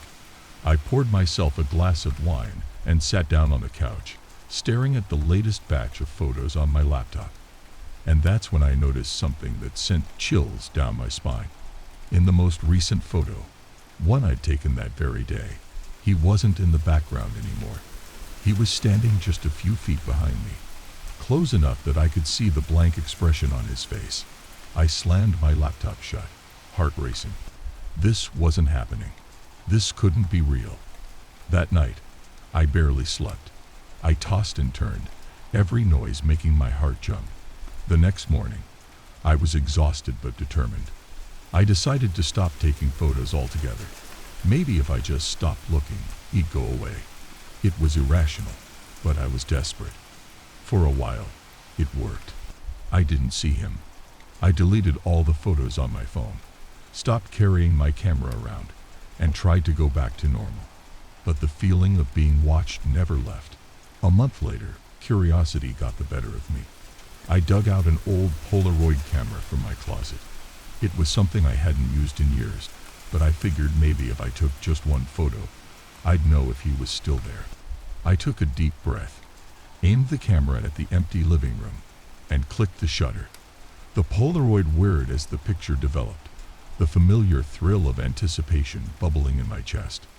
But when the image finally appeared, I dropped it in horror. There he was, standing in the middle of the room. But this time, something was different. He was looking directly at me. I tried to tell myself it wasn't real. I tried to believe that I was imagining things, that the man in the photos was just some figment of my overworked mind. But deep down, I knew that wasn't true.